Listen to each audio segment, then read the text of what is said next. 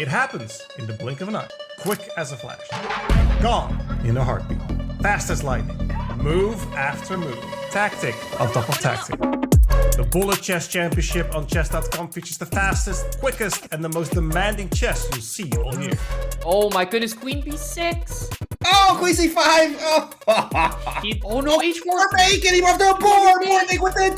Ah! Oh, he's made it! Oh my goodness! G3! And does he have more time? Just pre-moves. Bullet chess at its finest. Lock in. It's the 2026 Bullet Chess Championship. Look at him scream!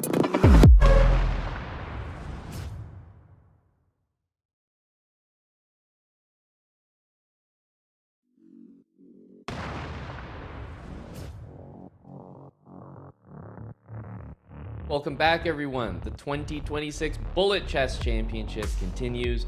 Grandmaster Mon Hamilton back with Grandmaster Eric Hansen to bring you all the action. We're into day 3. We've already seen half of the field exit the competition, and Eric, that only means that we've got the better half remaining, right? The players that have won their matches, there are still 2 players undefeated in the competition. We are going to see them match up today, but Eric, as we get into things, are you as excited as I am to see who's going to make it all the way to the grand final today? I definitely am, Amon. There's a few storylines emerging. There's known commodities like Alireza, who, until he gets beaten, is the favorite, is the defending champion. But the Turkish prodigies playing each other today. Arjun, Erigaisi, what is the ceiling in Bullet? Today's the day we're going to find out. Yep, you called it. Now let's see exactly how those matchups look by taking a look at the bracket. Now let's start on the top half here in the winners bracket, because those are the players that have not yet been beaten. But let's take a look at the path that they took to get there. We're talking about Alireza Firouzja all the way at the beginning. He's actually had some of the toughest matchups. He's been tested. He's rose to the challenge, and he defeated Ediz, Gurel, Nihal, Sarin by that margin of 3 points after a convincing first-round victory over Hao Wen. Arjun, on the other hand, he's had some really close matchups, but then actually beat Andrew Tang by one of the bigger margins. I think we were really impressed by that performance, but taking out David Paravian, Minlay, and then Andrew Tang to make it to that winner's final. So Alireza Firouzja, Arjun Erigaisi.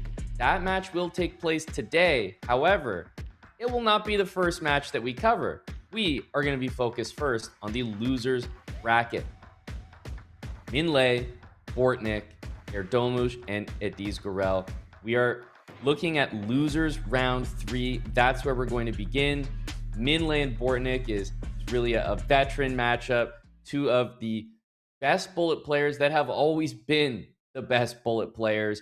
And then you have Gurel and Erdogmus, who, they might be better. They might have a higher ceiling. But right now, there's question marks. Are these young players exactly who they say they are? The results would seem to indicate it. But Eric, only one of them is going forward. So looking at these 2, Minlay, Bortnik, Gurel, Erdogmus, they're both going to be exciting matches, but I think for different reasons. What do you think? Yeah, I mean, with, as you mentioned, Bortnik and Minlay, they're known quantities. I really don't know how to pick that match. I think the way the tournament's progressed is Bortnik might be considered a favorite because he has that signature win over Erdogmus, who's run through some really strong bullet players, even in the losers bracket. That win has aged very well for Bortnik. On the other hand, he did have a one-sided loss to Andrew Tang a bit. But then when it comes to the all-Turkish matchup, I don't know them too well personally, but I'm pretty sure they're teammates. They've trained together. They tried to avoid each other when they made their initial pairing selection. But what often happens, especially in time control like Bullet, with players that, let's say, I don't know if they're friends, but they're colleagues they've trained, it turns into a bloodbath because it is bullet chess. They both love attacking chess, and it's also not maybe the most critical time format. It's one where it allows them to let loose and have a bit of fun and be competitive with each other. It's not the same type of, maybe, I'd say, high stress environment that classical chess might bring, where you're really worried about preparing and what you've shown each other. When it comes to bullet chess, even if you're good friends, you you take it seriously and you all out. So I think that'll be really good for the spectators, but I don't know how to pick. And then in the first one, I'll give a slight edge to Bortnik because of that very impressive win over Yaz in the first day. Yeah, well said. I'm wondering, did Bortnik do it again and just not be ready or show up for the first game? It feels like yet again the first game has started and kind of caught him off guard because there's no way he'd be more than 10 seconds down, especially with the type of game that they're playing. But we are off here, and the other thing about our coverage today is every single match will be the only match at one time. So full focus on these ones. We're not missing any other action. 30 minutes on the match clock, top left of your screen. Win by 2 still in effect, but we're early here in game number 1, and Bortnik is down a ton of time, Eric. He is, but that's a rough blunder from Min, who, if we were to describe Min, he's strong tactically. Every part of his game is good, but he doesn't make a lot of mistakes, and he's a positional player, builds up positions. That's his MO, and he blundered a pretty critical pawn. We can see in front of us, White has this pressure on f7, and even though Bortnik's down 15 seconds because of that malfunction or whatever you want to call it, allowing the game to even reach this stage wasn't part of Min's plans. I'm very surprised we didn't see queen takes queen there. I don't This actually is almost know what mate. Min You is have to be doing. careful. Queen h4. There should be a mate, or you win the queen. And Bortnik is one of those guys. Both players have this ability.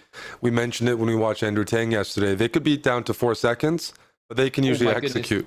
What a huge mistake, queen a7. Every time I talk, the opposite happens. And he still by got the way, chances though. Yeah, still chances, but obviously the rook heavily favored there. So that's actually a crazy choke from both sides. Yeah. For Minlay, I'm in shock he didn't trade the queens. Take that practical choice. It doesn't matter if the position's winning. Eric, he was up 15 seconds. That's a guaranteed win. But he keeps the queens on the board. Bortnik capitalizes perfectly, and then he decides, oh, the mouse is not going to work in this moment. It's the worst feeling. And, well, I guess the game ends up in Min's favor, which is probably what it should have been. Let's see how this London system fares.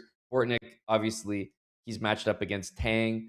He's got guys like me to worry about playing the London. Eric, he faces the London system and Bullet all the time. Yeah, I don't think that what just happened, even though you mentioned maybe like Min was leading the game, the right result occurred. Bullet we're talking about Bortnik here, who's a streaky player. He can tilt. So that could be a factor. And we saw yesterday in the Tang Erigaisi match, like a mouse slip can change the complexion of a match. Especially, we just covered the winners bracket yesterday, 45 minutes. We're back to the 30-minute format. So every single mouse slip or queen hang is that much more consequential.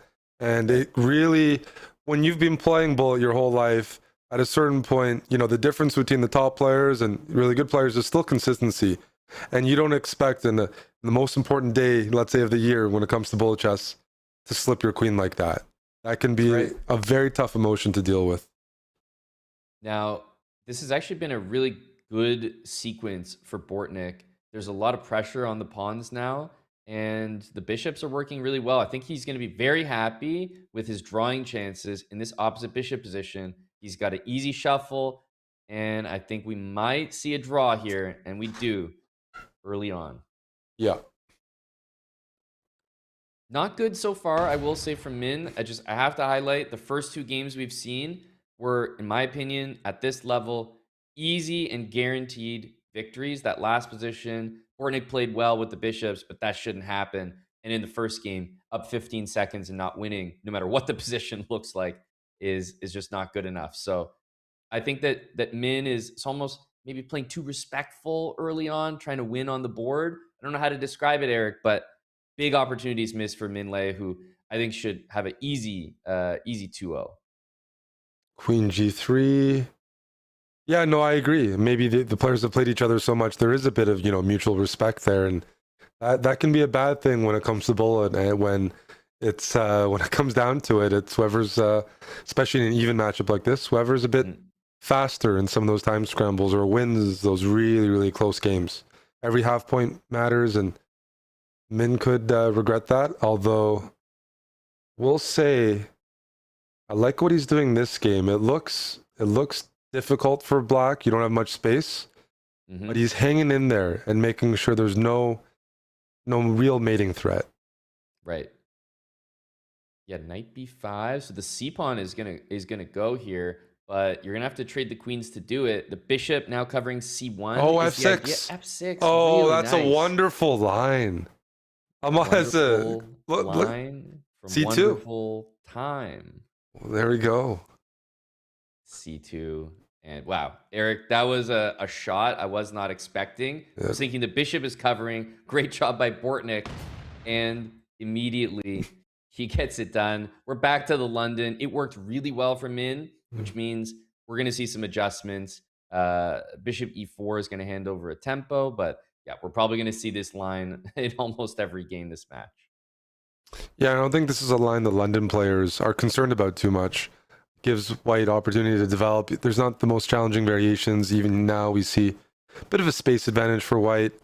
E4 is played at the right moment, and even if black is doing okay, it's just not one of those lines where you really find yourself challenged or forced to play critical moves early. Yep. Yeah, white's probably going to go for maybe doubling the rooks on the c file. Ultimately, you have this outlook where if you can maybe get to an end game, then yeah, you might. Okay, b5 here I think is a nice addition. I don't know that we needed to do that. And already losing a pawn. Now, even though white gets it back, I think black is very, very happy with what's occurred here. White's bishop is non-existent. Yep. Classic London bishop versus a pawn on d6. If you just can't soften it up. And that usually means, and you mentioned black's happy. Look at the queen side. That b5 pawn controls the two queenside pawns of white, although now it's gone. Where does the bishop go? Bishop h2? Is there queen check on the back rank? Not quite. Whoa. That's a weird move. That's a weird move because the queen could drop back to f1. Now Min is forced. Bishop h6 is forced, yeah. So weird that he had it. Yeah, we saw that sequence. Can't really explain it. Huge advantage now for black, and yeah, it's just tossing pawns. Min really misplayed this one, and Bortnik should have this. Yeah, frustration from Min. This was a opportunity to take a pretty serious lead. We haven't seen too many comebacks, and in the 30-minute segment, almost none. And this is I'm thinking that Sam Sevian one, though. Is very important. Yeah. And the pre-moves at the end, that's just kind of an important game for Bortnik because not only did Min have great chances and a good position there, but even that half point, I think Min could be winning. Almost every game, it feels like could have gone in Minlay's direction, but well, it's a different story. It's 2.5 to 1.5. Yeah, when you don't convert, you get 4 good positions, you end up with 2.5. You know at some point your opponent, even matchup like this, they're going to get their positions and they're going to have their opportunity to convert. So you really want to do your best to hold serve, and also when you don't hold serve or mess something up, try to just not get too frustrated. I don't think with this matchup there will be as much of a tilt factor or serious frustration because they both played each other, I mean, literally thousands of times and lost and won depending on the days. So the possibility of losing to your opponent is realistic and quite likely.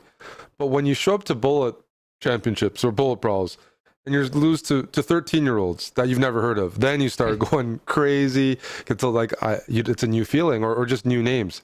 So at least there should be some mutual respect here, and that should limit a bit of the tilt factor then that sometimes comes in. Although, you know, no matter what happens in chess, you always mess up good positions and always get frustrated. That never disappears. But I think it will be a bit more limited when it comes to this matchup. Now, this king on g8 is subject to a lot of mating ideas, one of them being knight e7. So rook d8. Potentially getting scared there. I There's don't know. that, right? There's no way to stop. It's just mate. Yeah. Bortnik, what a win there. He's really coming back in this one. 2.5. Remember, we're back in the losers bracket. We covered a lot of the winners bracket. at the end of the last broadcast, and what that means is it's only 30 minutes. It really goes by quickly. We're almost halfway through, and it's still deadlocked here.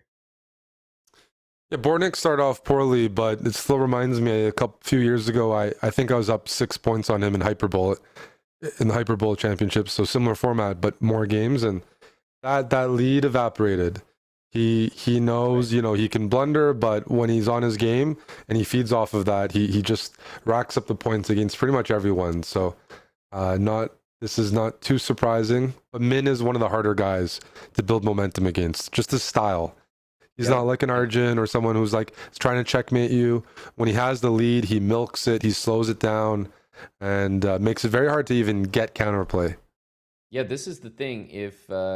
If Min's getting these positions, he's a huge favorite. He plays so quickly. He's a London system player, so his openings are always just laser fast. And what it means, look at that, always up on the clock. And here he's even winning material. Queen potentially. A3. Does Queen A3? No, Rook B5. This is just that's super a sharp move for Bortnik. Bishop C4. Wow, the line continues. This is very. Bishop B2. Now you can, Queen check if Bishop B2. Yeah. Oh, good point. Not easy though. H4. Yeah, I thought H4 was important. 10 seconds. Forcing us to calculate. The bishop can be clumsy in a time scramble where you just feel like it doesn't do much. Oh, this is very clever to restrict the counterplay. The king should Gotta watch out for the checks. Oh, rook d4, but yeah, that was just a rook hang. As white. Pre-move. Bortnik's down a full second. He's so fast. Oh my goodness, he can win. He does win. Eric, that's incredible. Oh my goodness. You could see the two reactions there. That... I mean, Eric, if you think about how much time he was down, I think it was six seconds at one point. 16-10. That's incredible speed in the final moments. There's a technique there that is good to copy if you're watching. You have the lone rook and king, and you just pre-move your rook one square away from the king over and over. You don't move your mouse very far. Is it a gamble? Yes, but it's a relatively safe gamble. Whereas Min was up a bishop, wasn't sure if he should win material, checkmate, and just got clumsy towards the end. Whereas Bortnik, that's the only way to catch up. Pre-move every move. And it's easy to do with a rook and king. Exactly. It's slipping a little bit from Min, who easily could have started 4-0. Now finds the score going back against him here. A sacrifice from Bortnik in this game, which I think is just a great practical decision. I would maybe almost drop the rook back, put the bishop on e5. You have a really, really stable bishop in the center of the board. Well, yeah, when you say practical, I think, in bullet, sometimes it translates to which position's easier to play. And when you can just put the bishop on e5, like you mentioned, the game is pretty simple. Put a king on h2, pawn on f3, cover the checks, and it's easier to play. And you can ride that for a minute and, big time advantage. Yeah, there's a pawn. You can make a pass pawn on the other side of the board. Maybe queen f5 to go pick off the h pawn. Yeah, you don't want to play d5 and allow queen f2. That was the one hiccup. Oh, look at that. Really nice technique here. Queen e2, even better. This is a really nice game from Bortnik. Just the counterplay. He was constantly looking for it, but it just never existed. Well, we really have to talk about the streakiness here. Bortnik just gave a little, A-OK to the camera. Eric, even he knew that was a good game. Like sometimes you take a moment, you play a bullet game. Everyone at this level plays really, really well, but I think even he recognized that was pretty good even for me. Yeah. A bullet game that you feel good about is often one there's just no counterplay for your opponent. Even in less than a minute, you did not give them any chance to interrupt or make things uncomfortable. And big question marks for Min right now. Losing, just control of the match, going from up 2, almost up 3 to down by 2. This is in this 30-minute format. Can't afford Is he any losing more material here? bleeding. Yeah. He is, So but it's not the worst, right? it's not the Dark Swords worst. Bishop. I That can see a future here where white succeeds. queen to E6. d4, queen to Yeah, d4, E6. f6 though. Bortnik is in time. Rook, wow. Can't take that because of the pin. Right? Rook back to b4. We prefer white. We prefer the clock. We prefer the bishops. Mm-hmm. He's trying to get rid of that bishop. a5. Wow. Just not This is allowing really annoying. any time for Bortnik to stabilize. Mm-hmm. So he's Just switching keep the queens sides on the here. board. No Yeah, problem. Yeah, You you can keep the queens, you can trade the queens. I think white has a stable position and a time edge. Again, Bortnik down on time, but this is where he accelerates, Eric, at the end of the game every time. Yeah. He starts. Now I might want to trade queens, but here we go. That's a big check. Nice. Yeah. Watch out for G2. Oh my goodness, G2. And It's almost H5 is made. defended. Bishop G5, yes, he finds it. Oh, that was Such a good move. so H5 clutch. is hanging. He should not repeat for a draw. Look at Bortnik is the so pre-moves from fast. Bortnik. He's so fast. There's not enough time. No, it should be a win. That just shows how barely. dangerous Bortnik is, though. Like, down on the board, down on the clock. And he correctly pre-moved. When I say correctly, gambled that, like, he pre-moved without knowing what Min would do. And it was a wide open board.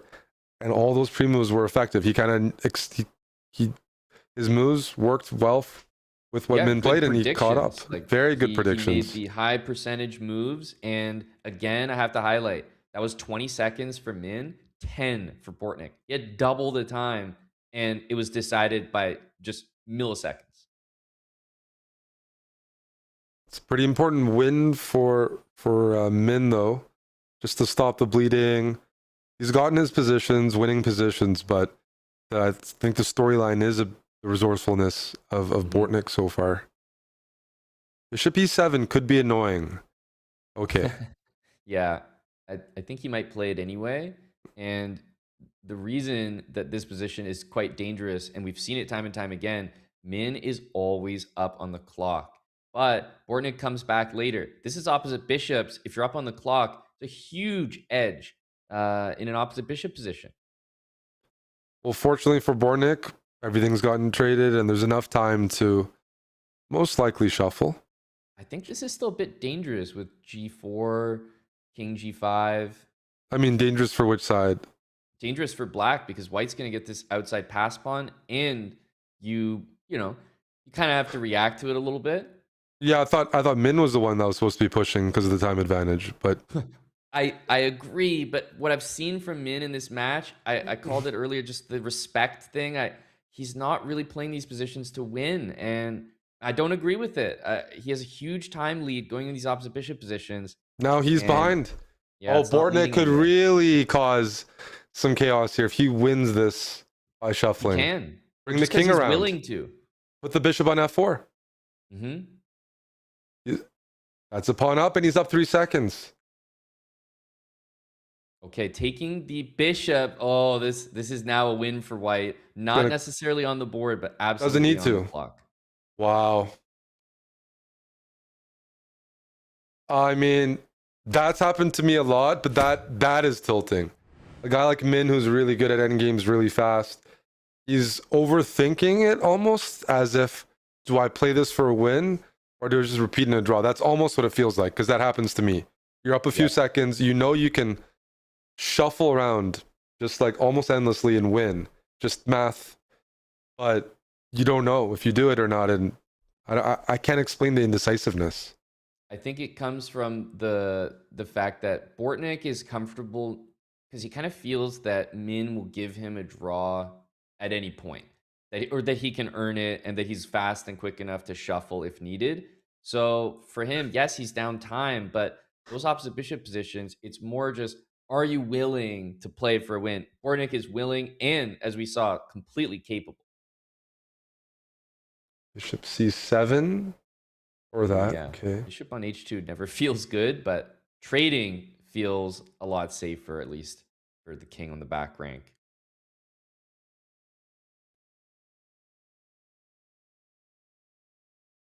All right, queen g3. Again, Min is up 10 seconds. And if, yeah, as you mentioned, roles were reversed, Bortnik would do a pretty good job of maximizing this. But Min's been hurt in these positions so many times. He sees a 10, like maybe you bring that queen back, queen e4 check. Maybe you play queen g4. You just keep the game going. Min's not really interested in doing that. I can think of so many games where I feel that Min has left points on the board.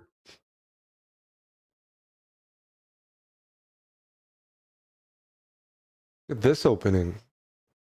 This doesn't look... It was actually played by Black as if it was as if it was theory or something, but Bishop really c5.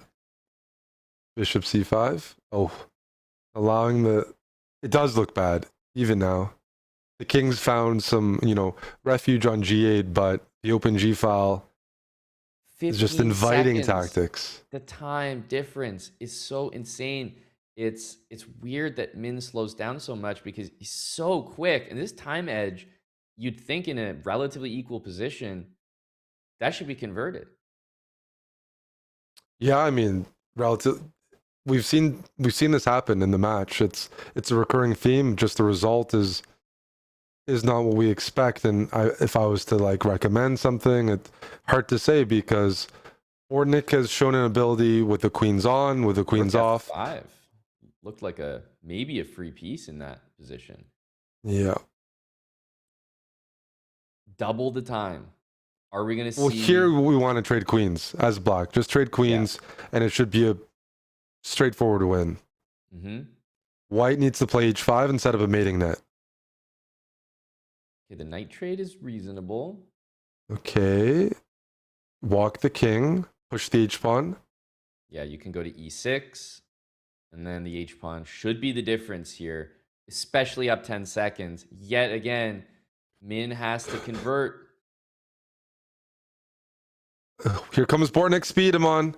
We've seen this before. And Min is slowing down. I just can't explain this. It's not now it's a race. Unbelievable. Min really needs this result to hold. But Bortnik, he has the speed at the end. Crazy. You just know it's going to happen.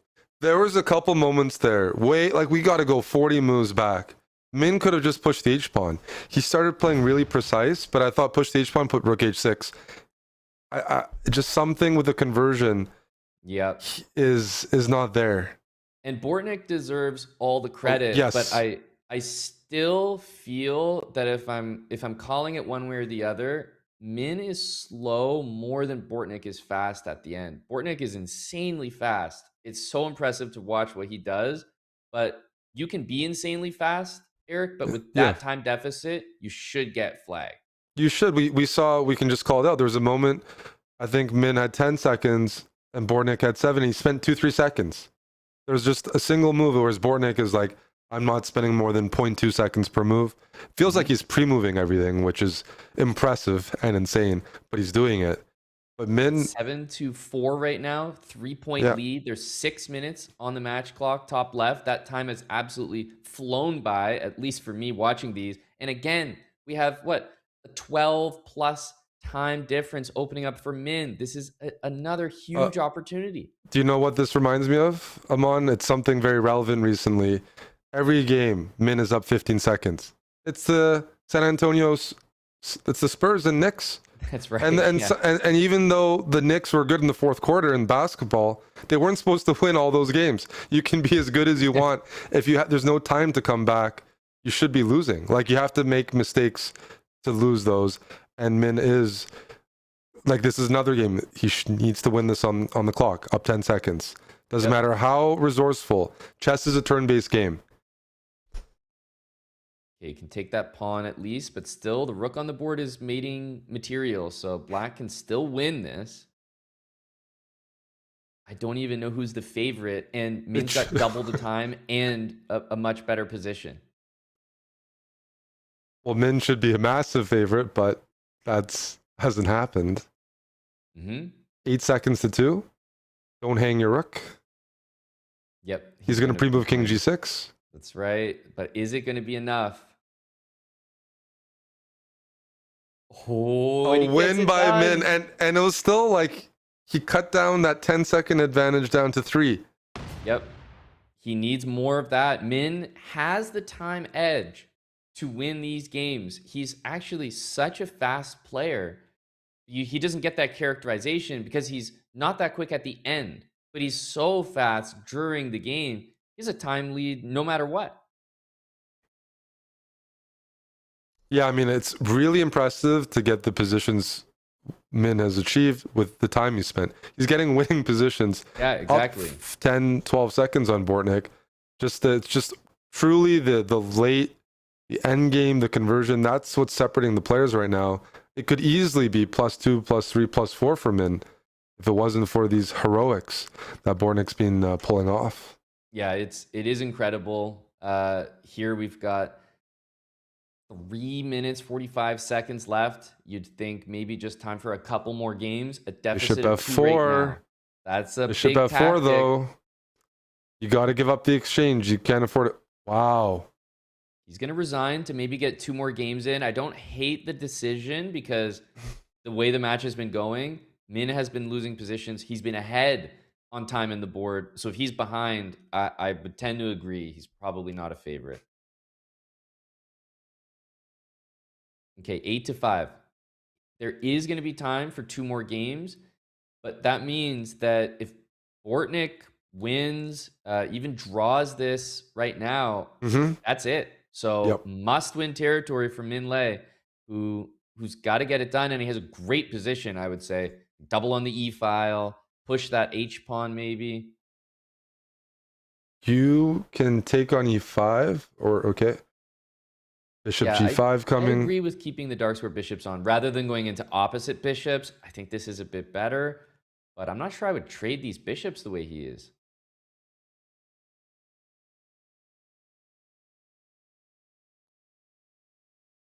All right, B5. Do we have anything here? Queen D4. There's no way to guard that. That's really nice from Min. Yep. The queen on C8 is just shut out of the game right now. You can take back on C4. That's right. Maybe rook E to E4. Very nice. That looks good. You almost want to run the king up to H6, but it's Rook tough to do. E to E6. Is he going all in here? Okay, I was going to say you can maybe bring the other rook. Maybe it's too much. He's got double the time again. It's a rook endgame. Bortnik's going to start to speed up big time here. There are pre-moves to be had. He's giving Bortnik active counterplay. I Push still the don't pawn. mind this. White's a heavy favorite. Time to throw in some moves. Yep, it shouldn't be enough. 5-14. He wants the rook H6. I like that idea. King F5, King G4. Min's done a great job here. Bortnik's caught up a couple seconds.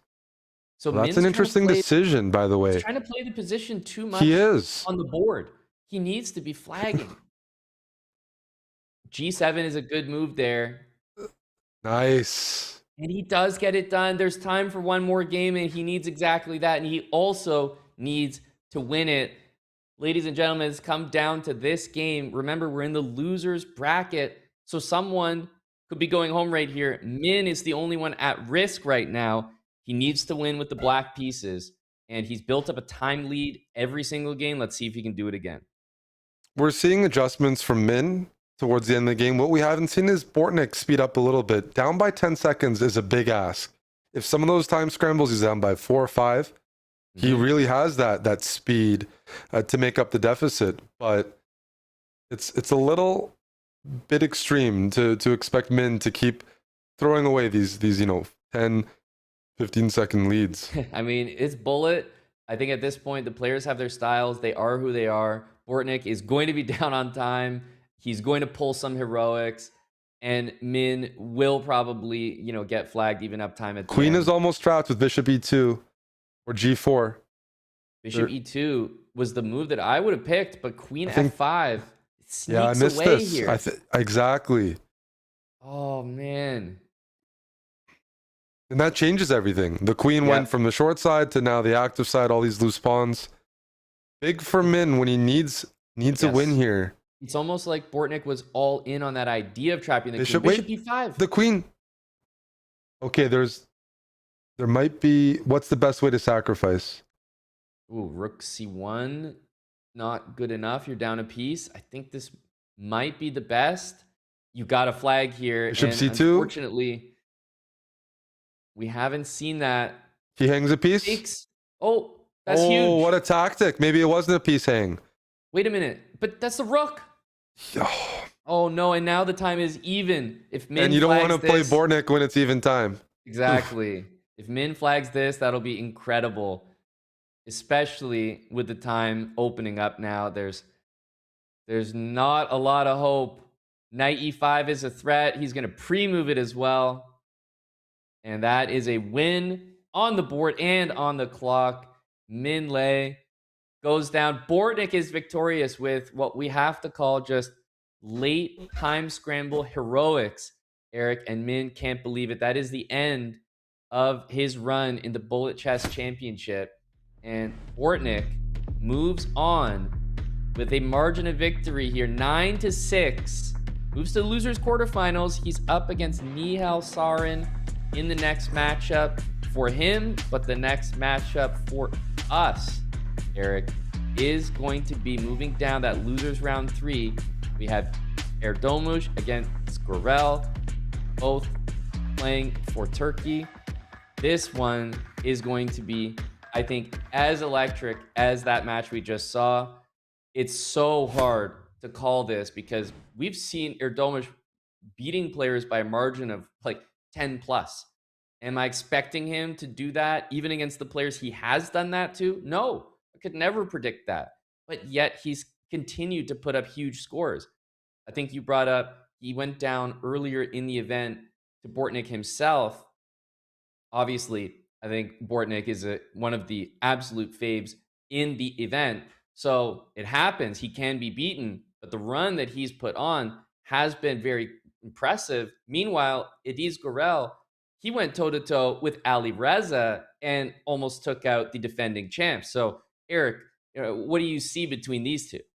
No, they both have really good resumes. Even though they're in the losers bracket, they made a great performance, a great impression on us, I think, throughout. And just I don't know, for me, some of these players came out of nowhere when heard about them a few years ago. That I do think they're very familiar with each other, coming from the same Turkish generation. That there's probably some context.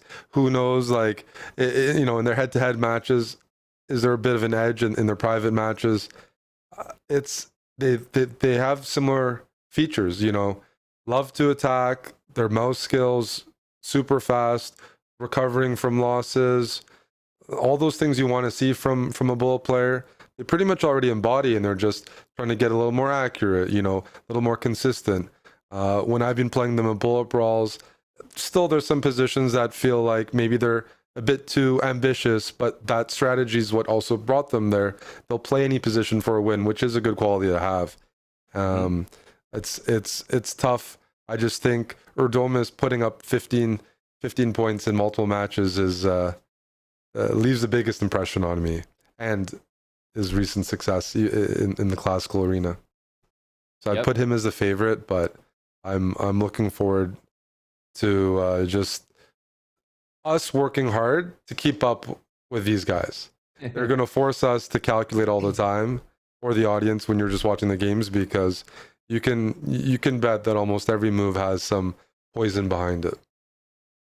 Yeah, exactly right. There's no doubt that this is going to be a fairly tactical affair. I think that's how the styles are going to match up. When I think about Erdogmus in this competition, he's taken out some of the bigger names for me, and that sort of adds to his resume. I think back to Blue Bomb, it's maybe one of the more shocking results. Like Blue Bomb, yes, perhaps a more erratic bullet player at times, but really to open up a scoreline, a final scoreline, the way he did is incredible. Blue Bomb is an exceptional bullet player. Moving on to Parham, it just feels like he's taking names in this competition.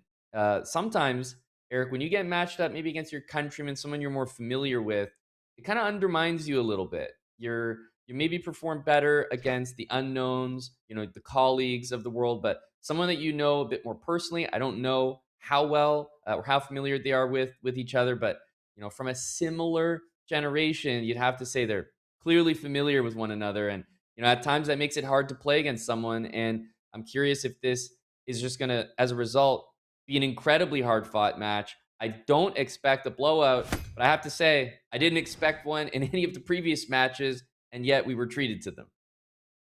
Yeah, I think what you mentioned, because they know each other, that's a different element. I mean, even looking at the career arc of like Magnus Carlsen, youth tournaments for him growing up were hard. He had the rivals, and he didn't always perform, the same level that he did against adults.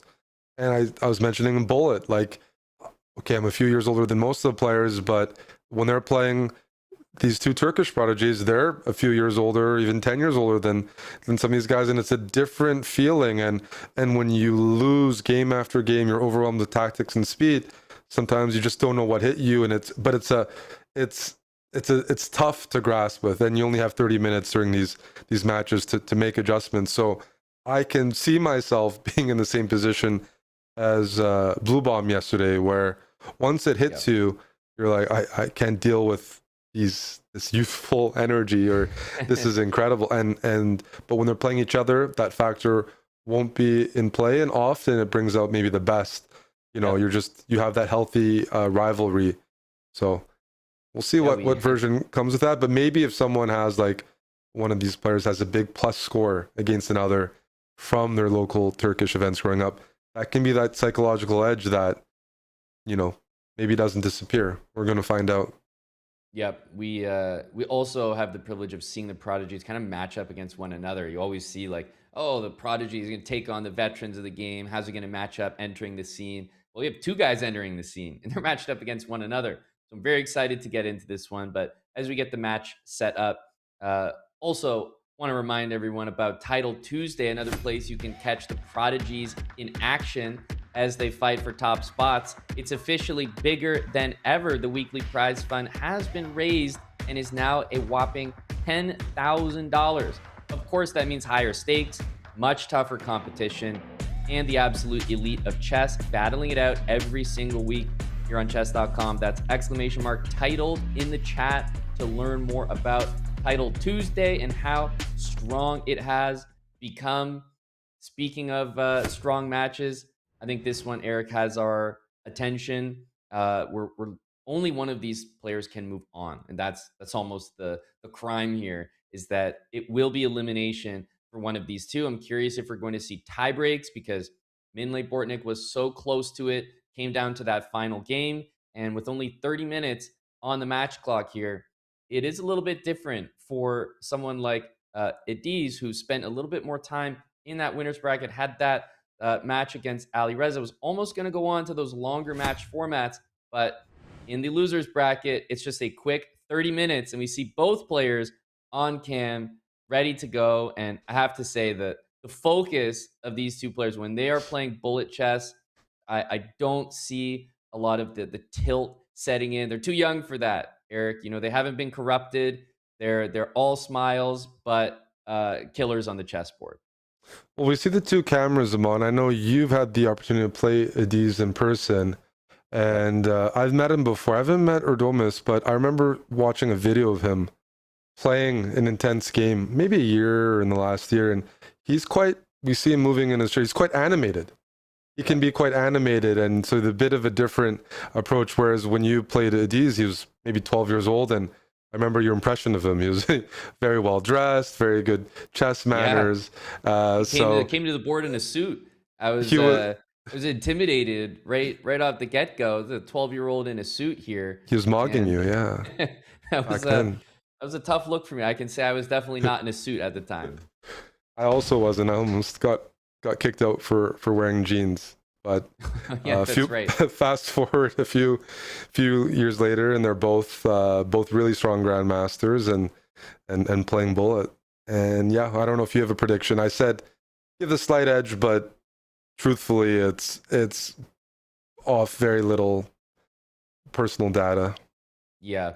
Based on what we've seen, I think it's only fair based on the margins of victory to say that Erdogmus is probably a favorite, but there's something about Ediz. The match that I saw between him and Alireza was such a good advertisement for his chess at the very highest level. I think he's that exposure to playing, no debate, the toughest and best player in this competition in Alireza, I think is a great sign. He didn't just get crushed. It's not like Alireza beat Ediz by a margin that Erdogmus is putting up. Not at all. It was a very, very close and contested matchup. So we're finally going to see how these two players match up. I'm curious early on, Eric, to pay attention to the speed. Just generally, we kind of got a feeling that Minlay versus Bortnik, we saw Min was always up on time. Bortnik had the end of the game on lock. Let's see how these two spend their time in this very first game. Yeah, I don't think we'll see the time imbalance that was just highlighted in the Min Bortnik match. Both players keep up a blistering pace, and their advantage over a lot of other players is the speed, or the speed in which they spot good moves. Most importantly, anyone can try to play fast, but they're I'm sure if we checked everyone's account, some of the highest puzzle rush scorers and things like that belong to these young grandmasters. Oh, knight f6 and bishop Look at e5. that. Quick That's just an example. And you spoke about the animations on the camera. Erdogmus already quite animated. Immediately reacted to that tactic. And Gurel, I also remember being extremely good at puzzles as well. So he's competing in just about everything. Hyperbullet puzzles. Those quick tactics are going to be routine. Okay, you have the knight pinned on g6. How do you add pressure? The rook goes to f6. That's a gamble. Yep. He pre-moved queen back to c8 and ran into bishop d6. He's not going to be happy with that. Okay, rook g6. He's going to win the c pawn here. Oh, no, he goes to defend. I like this decision. Yep. Makes it easier for white. Easy conversion. g5 to get rid of the pawn, so there's no tricks later on, and this is 100% winning. He has to make up 3 seconds. He's going to go for mate, I think. Yeah. Nicely done. And there you go. That's game number 1. Ediz picks up the first game, and I still feel like I have questions regarding speed and whatnot, but in that one, I think the takeaway I have is that Erdogmus was willing to take some risks, he more than I was expecting with some of the pre-moves. Yeah, that was pretty early. It was 15-second mark for each player, and he pre-moved moving the queen back, and I don't know if that's because he respects Gurel's speed quite a bit, that he's like, I need to start pre-moving early because he'll do that as well. But that ended up costing the game. That was an example where we didn't see it too much in the Min Bortnik match, but that in this case, that pre-move cost them an exchange, and that exchange was converted comfortably into a win. Yeah, early on here, there was actually a piece. I don't think it was directly hung, but in terms of a calculation, it was gambited in error. He just didn't see the line through, and d5 is hanging another pawn here. So kind of a bit of a disaster game number 2 for Erdogmus. Gets the white pieces for the first time, has already suffered in that first game. So a quick 2-0 for Ediz Gurel. And now they're back playing some theory, but hang on, is leaving the rook on e5 is this normal? Yep. Is this theory? For Bullet, it might be. Get some compensation with the exchange. They played it like it was, and I'm inclined to believe them. I don't know any better, so I'll trust. And that's a big thing in Bullet too. If you think in Blitz, it's one thing to bluff. In Bullet, you really don't have time to be like, wait, is that a real move or not? You have to be decisive immediately, and I'd say most players, maybe just because of risk aversion or whatnot, would rather not risk losing a game from the beginning because they grabbed an unnecessary pawn. Yep. Knight f6. I thought this was a huge problem. It is, but after bishop h6, I don't quite see the mate. It looks very good. So it looks like a move king I would h7, play, but I guess king h7, queen takes h4. Yeah. Yeah. So f takes, queen g6, bishop g5. Yeah. Rook e5 to h5, bishop g5 to f6. Yeah, but the rook is hanging right now. Okay, that's... Wow. We said it Yeah, would be he's- tactical. This is it. Queen f5 maybe? Did that work? No, I guess it Queen does. f4.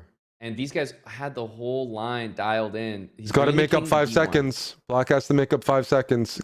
We finally to get a pre-move glimpse into everything. the speed of these two players because it is all speed in this one. Ooh, interesting. Offering the rook there because now king takes g2 is a threat. White's in trouble on the board, but has it on the 5 clock. seconds still, yeah. Oh, that's a huge find.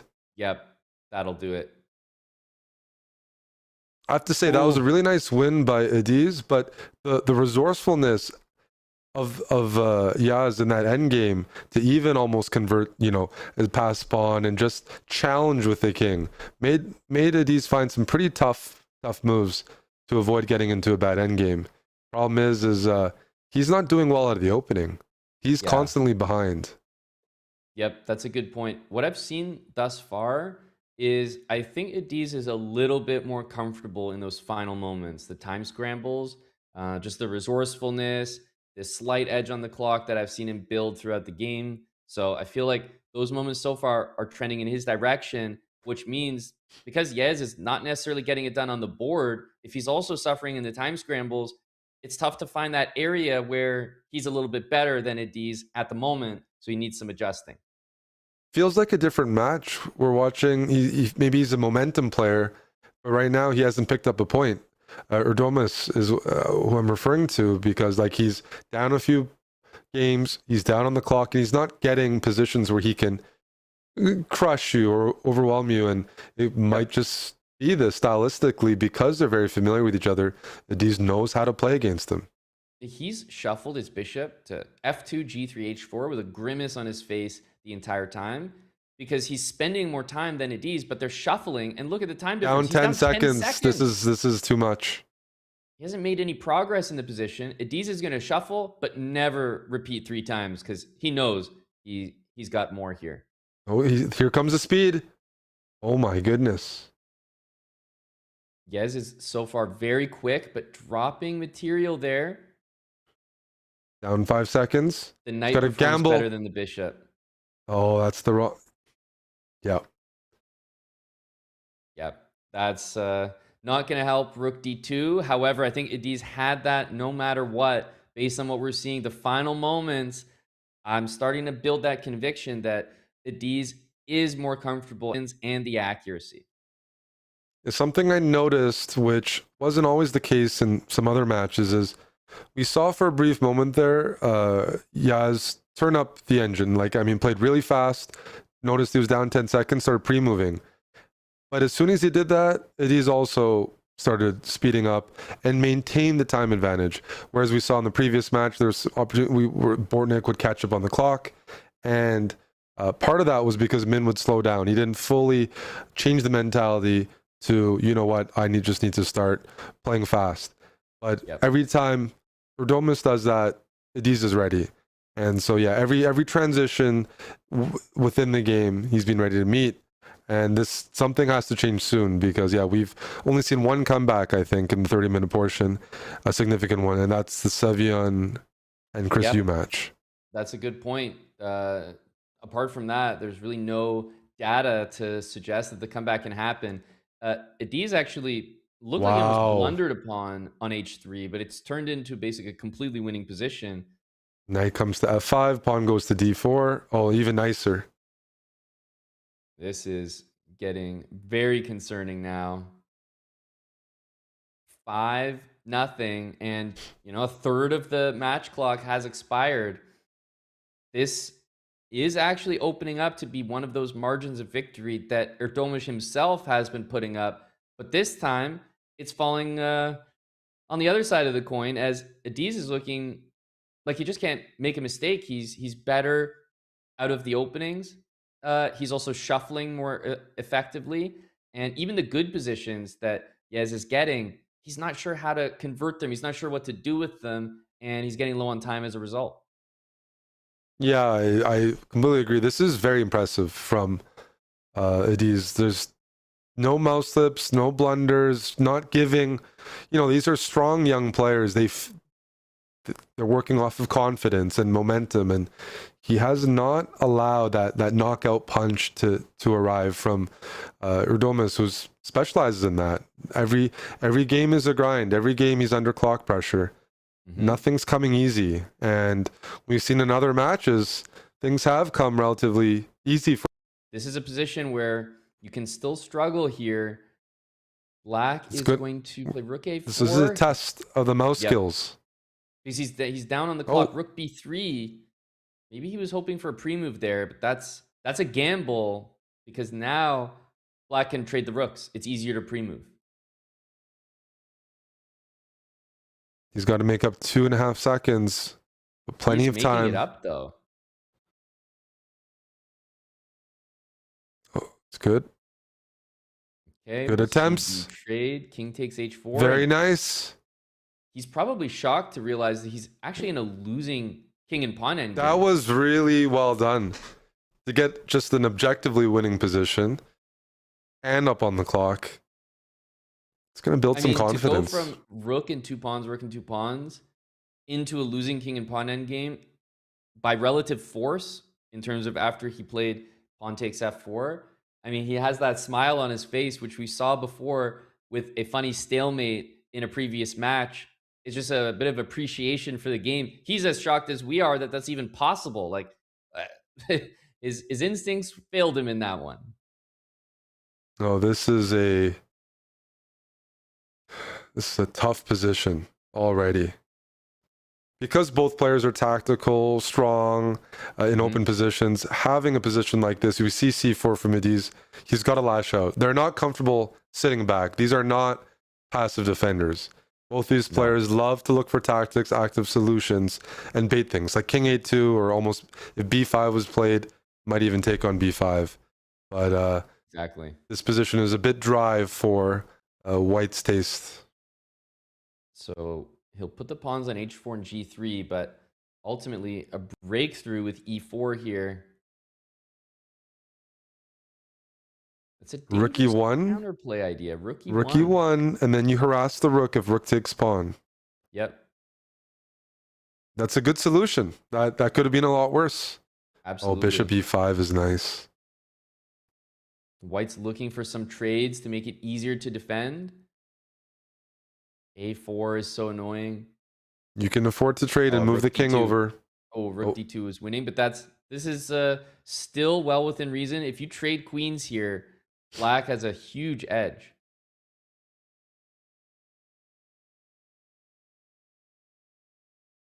We're just waiting to see this one play out. I think a queen trade is fine, but it's going to be mate. Oh, or yes, you win a piece. Sack. Yep. Let's see it though. This is still a tough conversion. Black He's up on should be time, which winning. makes it easier. He's going for the flag. Oh, he wasn't up on time. Oh, geez. That is impressive. So I think there. The stalemate? Well, he decided to go for the flag. That's one way to win that position, and you always have to make that call in seconds a piece. I've seen this before. I think this literally is theory, by the way. This is some crazy stuff here, but shocking to see him in that previous game go for what ended up being a flag instead of just checkmate, because you can also flag in trying to checkmate, but we saw no attempt to go for mate, and it turned into more of a coin flip, even though he had the queen. Yep. As you mentioned, you only have like a half a second to decide while you're promoting the pawn, and in this case, a rare misstep. Yep, it's a confidence thing, I think, going for that checkmate. He had a couple seconds. We have seen that executed in this competition thus far. Yez is getting that point, though, where I see him shaking his head in a good position. Holy smokes. Yeah, this is a crazy, so white is game. up a pawn, and that's 2 extra pawns on the queen side, but these guys love tactics. You might prefer black. Rook on the second, knight, queen coming in. There's attacking chances. There's a knight f4, knight h4 coming. These guys love it. which is why White's trying to force a draw. And he's saying, okay, let's go for it. E4. He felt that he could outplay this. And now Black doesn't have risk. Right. Well, now Black does, but there's no more A pawn. Take on A5. F5 is defended. And that's a hanging bishop, but there's queen F5. Yeah, when they're hanging stuff, there's, as I said, always poison. I don't trust these two players with free pieces. Pre-move time. Oh, it's the same endgame. These is up half a second. Now your approach here, Amon, is to just shuffle. Yep. Right? Exactly. You don't need to push Safe. the pawn because at some point then you might be out of sync, or you might have, like, if you shuffle around, you can burn time first. Yep. That has to be said, considering I would have done a different approach to sort of guarantee a win. We saw Adiz play it properly, win it on the board, and flag, which is incredibly impressive. And that's why the lead is 6.5 to 1.5. He's up 5 points. And if you think about 5 points in Bullet, that can be 10 minutes on the clock. Match clock on the top left says just under 14 minutes. So you can see the situation that Erdogmus finds himself in. Yeah, no, this is must-win territory. But I've mentioned that before. We've had other matches. The way Adiz is playing, I'm just not seeing a level drop-off. This is the best chess he's displayed, and it's a bit less about being critical of Erdogmus. She's played really well so far overall in the event, and sure, he's blundered a few things here and there, but Adiz is firing on all cylinders. The speed is good, the tactics are immaculate, and just not giving a lot of opportunity for his rival to gain any sort of momentum or confidence. Yeah, little slip there. Rook A5 instead of rook takes A4. But that starts to happen when you get a little frustrated or things aren't going your way. Exactly. You're maybe gripping the mouse. Okay, look, that's a tricky move. Rook F5 on tap. Rook B7 avoids it. But now there's almost a mating net. And he took that material. Dude, so fast. It's so fast. It was like magnetic. You saw that whole pattern. I noticed the same thing. Just gobbled it up. That was it really just vanished. Oh man. Yeah, this match is really starting to get out of hand, and I can tell because of the mannerisms from Erdogmus. You mentioned he's expressive. I've been paying attention in positions where even the engine is favoring Erdogmus, he's shaking his head. And that's when you're totally in your own head. It means he's thinking about previous mistakes. He's almost expecting his opponent's moves to be good, for them to work, etc. And then they are, but it's almost a self-fulfilling prophecy. There we go. That's a fine agree. It is a self-fulfilling prophecy. Wait, knight F8. This is one of those positions, you're up the pawn here, but if you're not in good form, the knight can hurt. If you're in good form, you can contain a knight, but I think every Bullet player's had those bad experiences where the knight runs around and takes everything on the board. That's right. Here comes the rook. I mean, well, this is already, this is an already achievement. gotten loose. Mm-hmm. The knight has absolutely done damage. I don't like the rook on A3. Nice. So, yeah, that's a mistake. And a great what a trap. Win. Yeah, the knight's trapped there. The rook on A3. You didn't like him. that. So I'm impressed that Erdogmus won that, considering exactly what you're saying was happening. It was falling apart. So to actually pull it back together, especially when you're kind of in your own head, maybe doubting yourself in the match, is a great sign.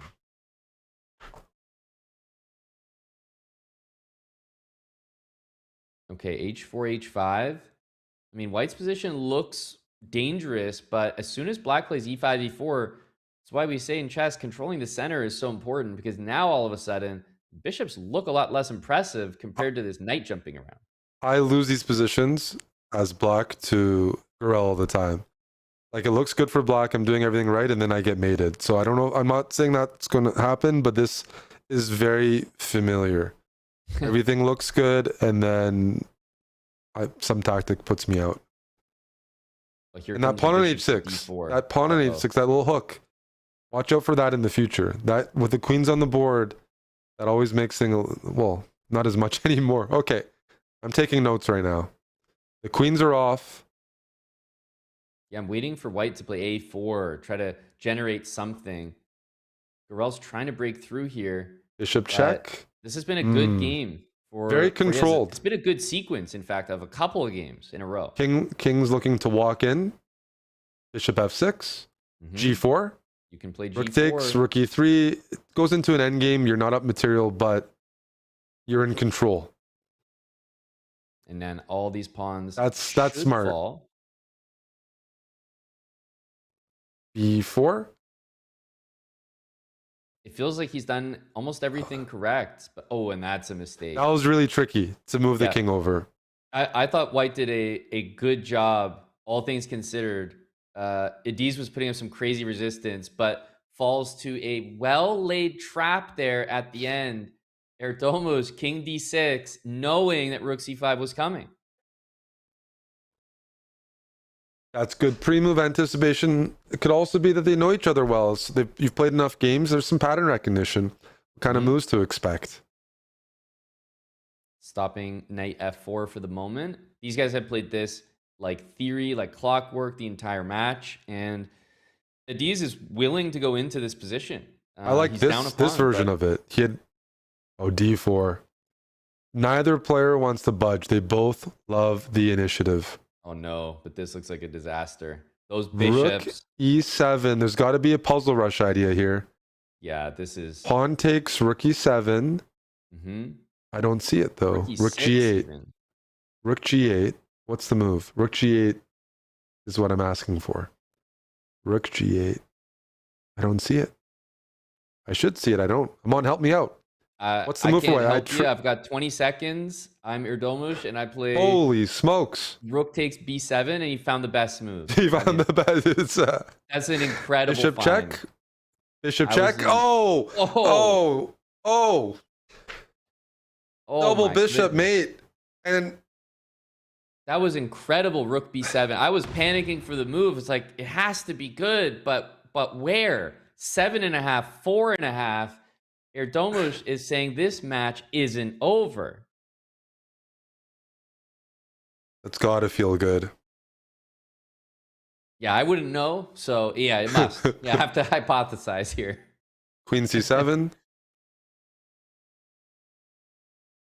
Takes. We do see the development. Ediz, it doesn't usually tilt. I don't think he's in that place right now. But Erdogmus is a scary player when he is starting to get that confidence back. For He sure. lost it for a little bit in the match. You could tell, but you can also tell that he's got it right now. Yeah, no, it's pretty much swagger. These guys bring it. They love the opportunity to play those tactics. This is, you know what? This is a classical approach.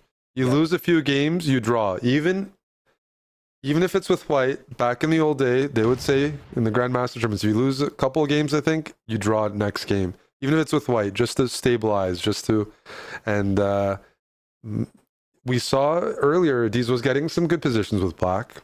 Although this opening, I have to say there's enough time in the match, to close the gap. I like the positions. Whoa, knight g6. Wow. Okay, Wants so what's the queen idea? e6? Because can you take and go knight f4 and put a bishop on h6? This is a gamble. And I Yep. like he There's didn't no need to do backing it. out, right? No. There's knight e7, but he doesn't really want to play that move. He's going to leave the knight there, I expect. He is, but how do you add more fuel to the attack? Yeah, he played this because honestly, Rook takes or he any? didn't really see the follow-up, and he's just going to try to bring the rook in, but he's down almost 20 seconds. Knight He's really g8, going all in here. bishop h5. Yeah, maybe if you go rook h8, that's being taken right away. I'll allow it and play queen f6. I think you have to. Yep. Bishop f3. Oh, the rook's hanging. Oh, the rook. Oh, no. That's too much material. And now I think we're in that territory. The lead is 4. He only needs to get it within 2 and then start another game. But we're in that territory, Eric. Must It win. is, I think, must win. There's no way that Adiz can get another point here. He's gonna take that pawn. Yeah. You got to admire Erdogmus right in that last game. He's going for it. He's not compromising the style. He really took a risk in that last one. He did. Well, as soon as he got his confidence in the match, he felt like he was finding solutions. He played a critical line. It almost worked. You know, that is bullet chess. But we have seen today the resilience of Gurel. Ooh, look at that tactic. I mean, it gets him out of a tough position there with the You can threat rook see- on c1. You're me. We might just immediately move the queen. Be like, you know what? Their tactic worked. With these two players, they're not buying it. They're like, are you sure? I want to check it. That is a different approach. It really is a different approach to call out your opponent on every pawn they grab, every tactic they produce. Like, show me. What a tactic here. This might be the end of the match, Eric. Wow. He's going to resign because, well, he's not winning it, so why prolong? But it's 10-5 right now. 4 minutes left. I think it's even mathematically over. Yep. There was a flurry, right? There was a moment where we were thinking, oh, wow, he's really going to make this comeback happen, isn't he? But Gurel kind of getting back to how this match started, and he has looked to be the more consistent player thus far. Yeah, I think that's a key word. And we have seen in this event, you know, Erdogmus have a bad period. He was doing well against Bortnik, but Bortnik, the veteran, stabilized, pulled off some wins, and then pulled ahead towards the end. So very much a momentum player, and almost everyone in the world can't deal with it. Only a select few. There looks like there's some tactics on you can sacrifice soon. Yeah, Queen H5 maybe. That looks like a then King D7. As well. He wanted to prevent King D7. I think that's the point. Right. He wants to control the D file, put a rook on D1, hit C6, set up Queen D8. Just the mating box. Bishop takes C6. Rook D8. Sorry, Rook D1. Oh. There we go. A nice win, but that was also a game Adiz, I think, knew he was winning, and he grabbed that pawn in the opening, right? That was a bit greedy. Exactly. Yeah, he knew that was. But also, the decisions you make when you start to. I don't know how aware these players are of the match clock, but you know, in a tournament this serious, I feel like you have to have that match clock somewhere on your screen. And if he's any bit aware, he probably knows that he's done enough thus far. Well, one thing we can say about this match is Turkey will be progressing further than they have in the World Cup, Amon, even though they have some of the best young, talented players. Future is bright for their chess. That's And exactly correct. I saw a stat that they had the 3rd most expected goals in the World Cup, despite being eliminated. I don't know if you saw that. I did. I was as shocked as you because you know, I'm a huge fan of Arda Güler. So this was a very disappointing World Cup for Turkey in that sense. And I think we're actually going to get a rematch, right? Because the winner of this goes on to face Andrew Tang. So the World Cup rematch of USA versus Turkey. That's right. Knight's coming to F5, always a dangerous spot. You put a pawn on G4, secure the knight, double the rooks. Oh, he's got another plan. Knight check and then mate. Ooh, clever. Yeah, and it's time for one more game, but 11-6 is the scoreline. No matter what happens here, I think Adiz has really stamped his name on the result of this game. It was the early lead. You mentioned it, Eric. We just haven't seen comebacks from deficits that significant early on, right? It's a lot to come back from. It was, 5-0 to start things off. And even though he tried to make a comeback, it's so difficult. You basically can't make any more mistakes the rest of the match. Yeah, no, this was really, really mature bullet chess. It sounds funny, but from Adie's, hard to be critical at all. Even when he lost, those were some nice games from Erdogmus, and you know he's going to produce a couple of those. But the consistency has always been in Gurel's corner in today's match, and that's why how the player got here doesn't indicate how they're going to play their next match. We saw that with Arjun. We've seen that time and time again. That there is variance in bullet. There is adjustments, and in a 30-minute period, anything can happen. Yep, the match clock.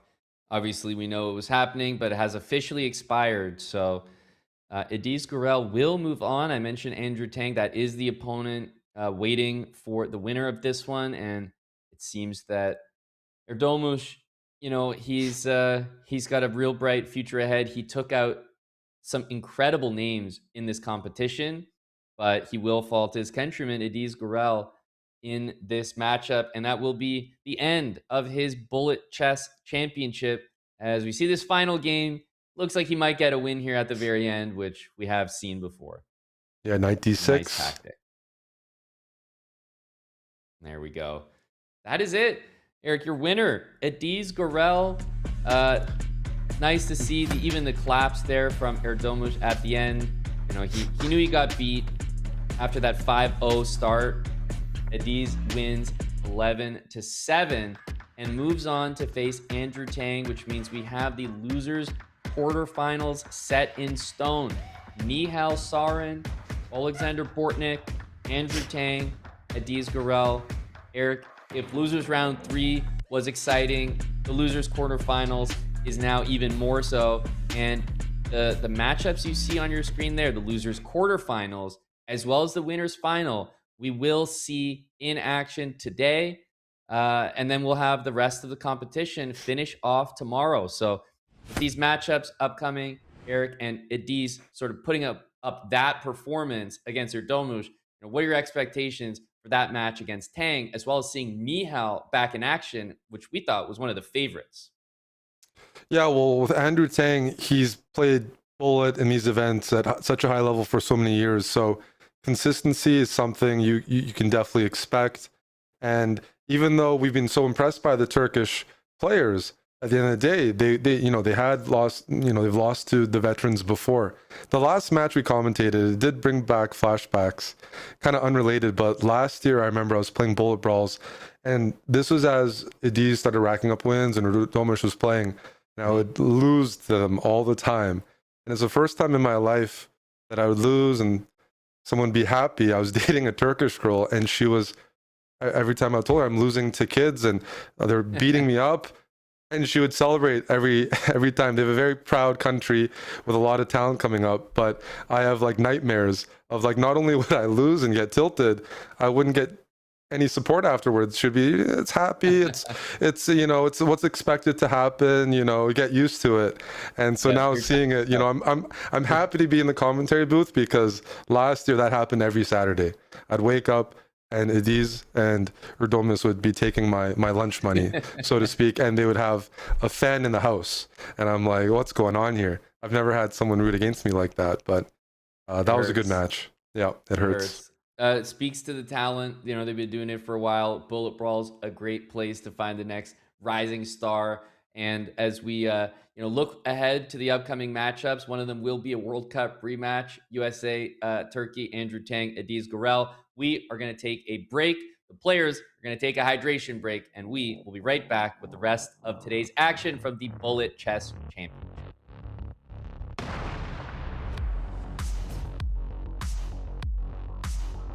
Do you ever feel like the game is losing some of its human element with the rise of AI? I don't think it's losing the elements, because AI is going to help players to play better chess. Players can never memorize everything. My name is Alireza. We're gonna check some questions. What is Alireza favorite fashion designer? I think Louis Vuitton is my favorite. Where is Alireza from? I was born in Iran, but now living long time in France. There's a Spiritus peak rating 2800 something, 3 probably 4. Who is Alireza Spiritus girlfriend? She's a volleyball player.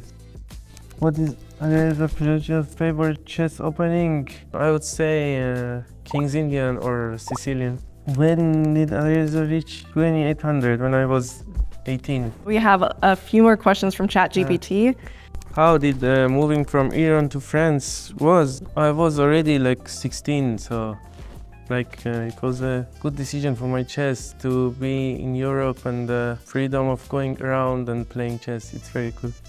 Your style is often described as aggressive and dynamic. How would you describe your approach to the game and how do you develop this type of style? Yeah, I think my approach is very tactical, sharp attacking, and you have to solve a lot of puzzles in the beginning when you're a child, and the pattern stays in your head. What are your thoughts on balance between preparation with engines and maintaining creativity in your games? Do you ever feel like the game is losing some of its human element with the rise of AI?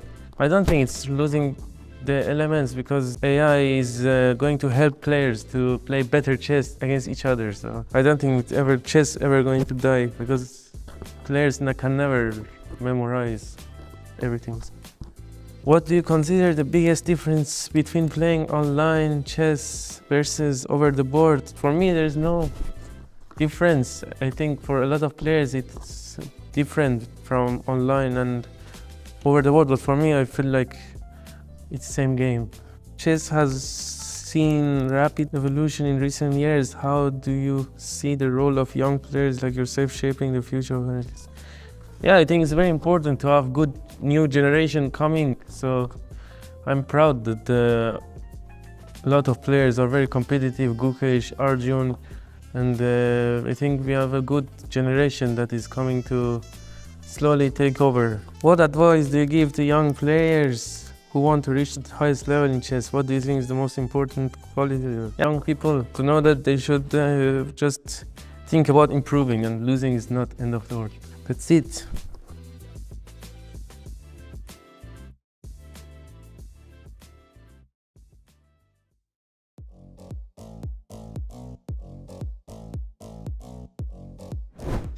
That would be tough. I mean, because mouse speed is one of the key factors I said earlier. So it would have to be, I mean, let's say Andrew Tang was controlling my mouse, I think would still be pretty high. Maybe 3000 range.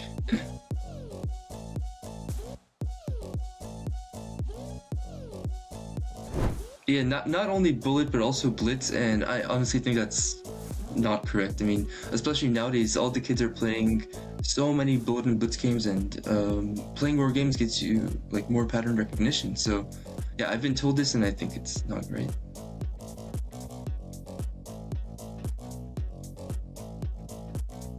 Not really. I think bullet's like a separate game in itself, from a separate discipline, I'd say, from like blitz, rapid, and classical. You play bullet to improve at bullet. That's what I'd say.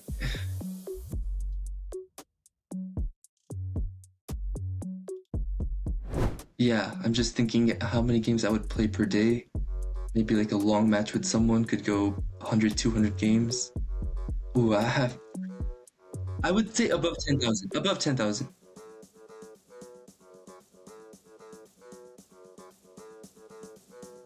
Oh, single session, yeah. I mean, especially fast bullet, you can play 200, 300 games. Probably like that range for me. 200, 250 games in just one session. Yeah, it's pretty crazy.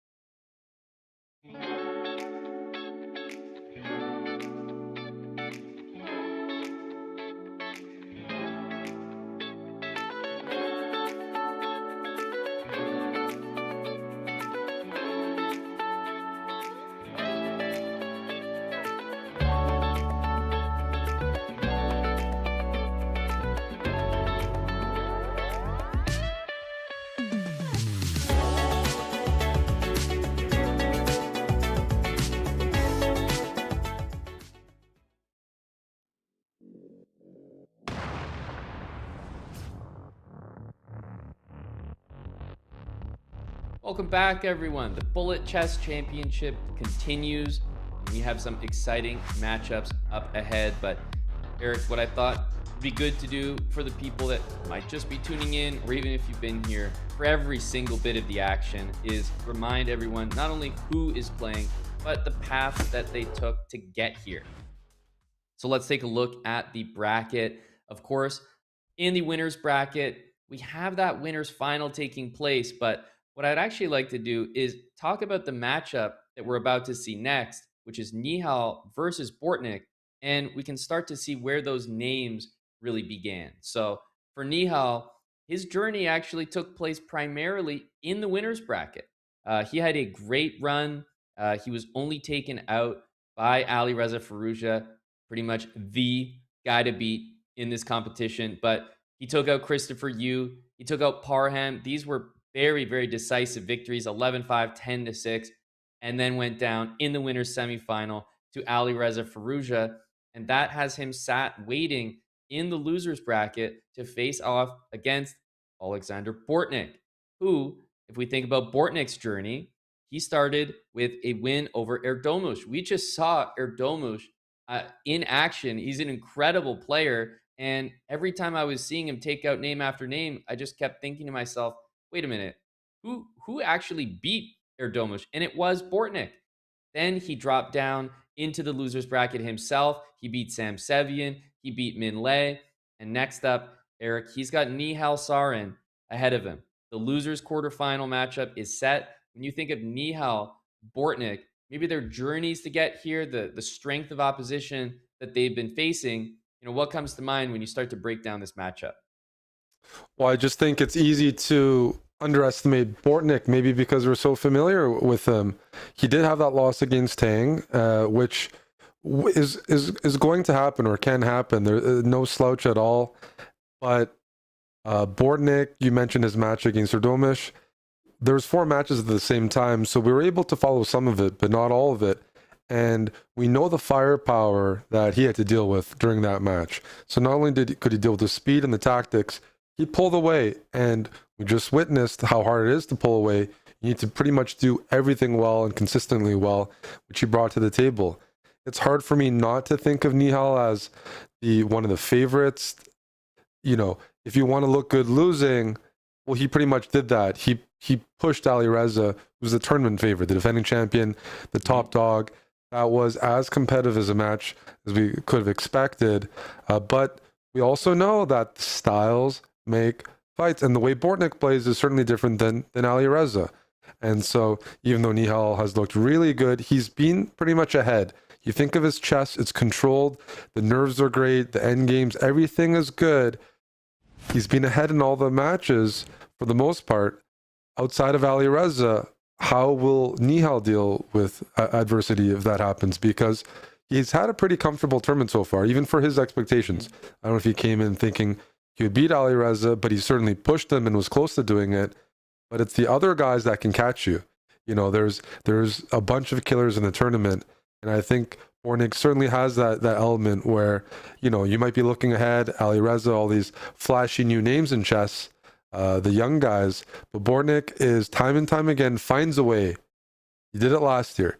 He finds a way to make it to the finals. So I expect this one to be really close. And if I go by tournament results, I would put Nihal as the favorite.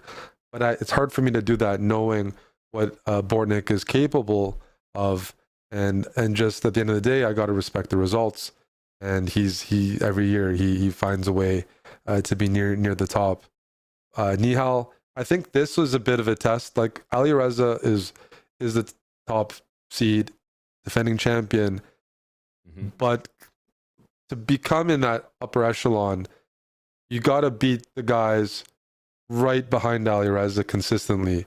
That would be Tang, that would be Bortnik, that could be Min. And I haven't seen it necessarily. Nihal's not playing a ton of Bullet these days outside of Bullet Brawls or some of the major events. So this will be a different kind of test. We've seen Bortnik's speed at the end of the games. We see he just also cares about Bullet Chess quite a bit. He's very active. He does it for fun. He does it for the love of the game. And he does it to hunt down these tournaments and just sneaks up on you. And so this one is a really hard one to call. I think you have reasons for both players, but because Bortnik's had that disappointing match, Nihal hasn't yet. So in terms of adversity and things like that, sometimes it may be good to get that bad match out of the way. We can't say Nihal's loss to Alireza was a bad match. He played really well, and he still lost. Can we think about Nihal playing a match where he blunders quite a bit? We haven't. And we know that almost every player, no matter if it's Magnus or Hikaru or these guys, is capable of having that 30-minute, 45-minute session where they do blunder, they do mouse slip, these things creep in. That hasn't happened to Nihal yet. That could be good, that could be bad, because it's pretty rare to go through a whole tournament without that happening. No, it's a great sign if it does, but it's almost like the expectation is that it might happen. And, well, if you're waiting for it to happen, it happens in the biggest moment. That could be the worst timing. Another thing that I think of in this matchup is I look back to the match that Bortnik just played. I can't help but imagine that Nihal is going to do a better job at punishing some of the moments where Bortnik falls short. Maybe that initial speed.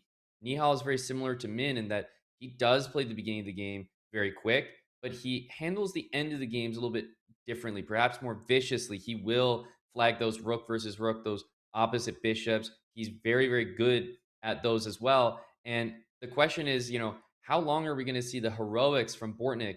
It kind of reminds me of, Nepomniachtchi sometimes, or even the time trouble of Grishuk, where you look at it, you're impressed by it, but at the end of the day, it's not a position that you want to put yourself in.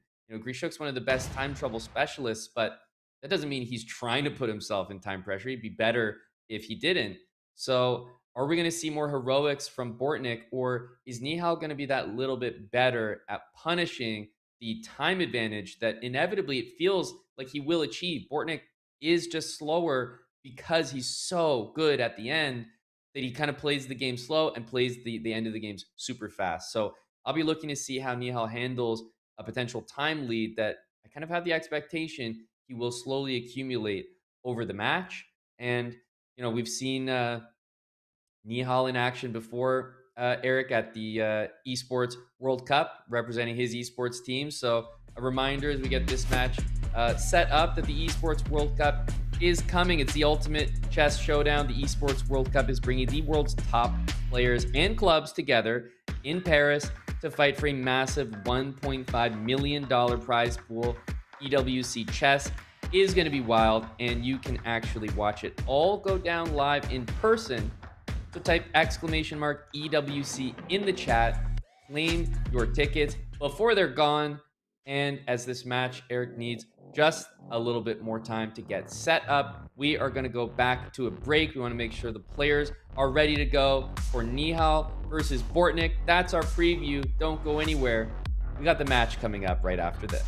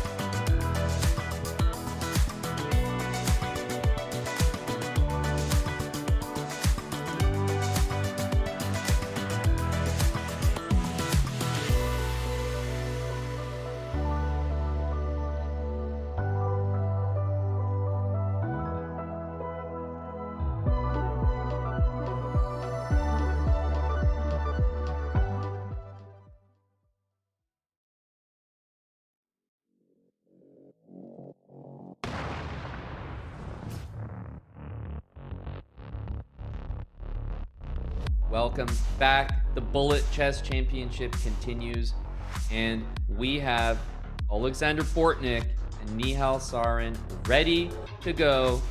Eric, this matchup, we've talked about it. You know, we broke it down. We know how much is on the line. It is double elimination, and both of these players have lost the match. So it is the end of one of these players' runs for the crown of the 2026 Bullet Chess Champion. Which player will it be? We're about to find out with 30 minutes back on the match clock.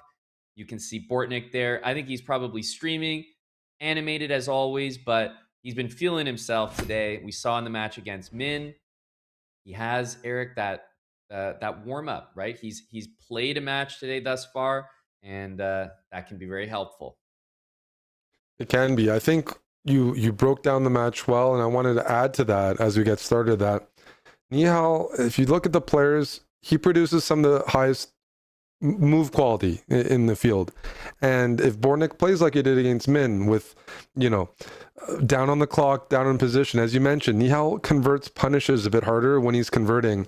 That I think Bortnik will certainly need to play a bit better, because Nihal, as he's shown, as he's gotten better and better each year as well, like his speed, his conversion, it's a real problem for a lot of the players. He's one of the strongest just chess-wise. And I can think back, sometimes they play blitz matches. And Nihal's always been one of the hardest opponents for some of the best blitz players. I remember watching Nihal against Danya, against Bortnik, or when I played. He suppresses tactics, handles the chaos pretty well. He's going to need to do that today. But if Bortnik gives him those easy positions, that's not going to work well, because he's shown he's improved in that area by even mitigating some of Alireza's tactics and resourcefulness. All right, well, let's take a look at this endgame. The initial impression, even without the move g5, which is a great move from Nihal, is that normally when you're in rook endgames, one pawn running away doesn't compare to losing every pawn on the other side of the board. That's what we're seeing here. Nihal has way too many pawns, and yes, he'll probably win the rook for the pawn, but you can see, Eric, there's just way too much going on the other side. No, this is just, you can sack the rook for the pawn to be extra safe. You don't need to, but this is what you want to avoid. Type of lost position where you don't have any tricks. Bortnik is so tricky, so fast, but Nihal's gotten better, and because they play each other a lot, this is a familiar pairing. And the more I thought about it during the break and we broke it down, I would have to favor Nihal because his move quality is so high. Yep. No, it really is, and we see maybe a stalemate attempt by Bortnik. Nihal having none of it. That is game number one. Nihal takes the lead to begin this, and immediately in the next game, I'm seeing what only can be called just a classic opening and opening idea, but very bullet specific. Sacking this e-pawn on purpose just to double the pawns. Any kind of, maybe any kind of pawn structure that, like double pawns, it just makes the position easier to play. You have that long-term, I'll always be better in an endgame, and that's what he's going for. Yeah, it might not be perfectly sound, like you're not winning material, but as you mentioned, easier to play position, easier to play structure, and initiative. Yep, knight e5 from Nihal. He's definitely got a position where it's expected for the opening. He sacked a pawn, so of course he knows he's going to be down material. Queen takes B6. pawn. Might as well take it. Yep. If you're already taking one pawn, you take a tough position. Why not take a second? What about a third? Queen A2 is there. Yeah. Is knight G4 an idea? The rook is loose on D8 in some lines. He's preparing knight G5. That makes sense. And also, you do have to watch out for this position on the king side. It's building up here. Knight G4 with Queen H7 mate. Ooh. Now that's helpful. The queen being That's hit. a big find from Bortnik. Queen now has the path back towards the king as well. This is Bortnik's territory. We've seen the speed pick up. He was Down a couple seconds. Yep. Oh, that's a big find. The rook is hanging. Oh, knight there is such a hard move to find. Is he going to spot it? He's investing all his time. He can't believe he doesn't have a move here. Oh my goodness. He ends up resigning. That was a resignation, right, Eric? he resigned in a winning position, which is so shocking in Bullet because at least make a move and let the blunders fly. Might have been frustration where you felt like there was a move and you couldn't find it. That's why he resigned. Because if you don't think there's a move, he wouldn't have spent so much time. Yep. He would have reacted right away. If you lose the rook or lose an exchange, Bortnik's someone who will play on, like test you on the clock. So clearly a bit of frustration there, not finding that move, although very forgivable. That's a lot easier to find when we see the arrow. Yep, the Chess.com blue arrow. Not something that these players have access to. And we're in a position here where I would say Bortnik is relatively happy. The knight on d6, you'll notice, dominated by the white pawns. b5, c4, e4, f5, can't move anywhere. And I'm looking at the time. Whenever I see stuff like this, I'm focused on the clock because that's the main advantage you have. And lo and behold, Look at Nihal, this. He's going to trade the rooks. f6. Mm-hmm. Nihal's trying to isolate the a-pawn here. Knight e6. It's a nice find. Knight e8, or maybe you take on a4 first. Yeah, knight e8. I think you take on a4. Knight e8. Do you worry about the king walking in? Oh, look at that. Wow. He found that the knight was going to be trapped on g7. Nihal, very accurate there. And despite the extra pawn, this is 100% a draw. And yeah, nothing to do here. White can play this on, but I think Nihal is constantly underrated with his speed. He's not going to be flagging this. White only has 2 moves with pawns that he can make before maybe trying to make 49 moves and making another one. And it's just not going to be enough. Finding that knight trap, in under 5 seconds is impressive because that removed all the tension. And that was a position we liked what Bortnik was doing. He was up on time, which has been rare today. And, he had a little bit more space. But as soon as he found this idea, executed it perfectly, that's going to be good. Part of what separates the players in these matches is who converts their slightly better or slightly easier to play positions more effectively. And that would have been an example of one where White had the chances. Even if they were small, there was no risk. But then all the winning chances disappeared with that endgame fortress.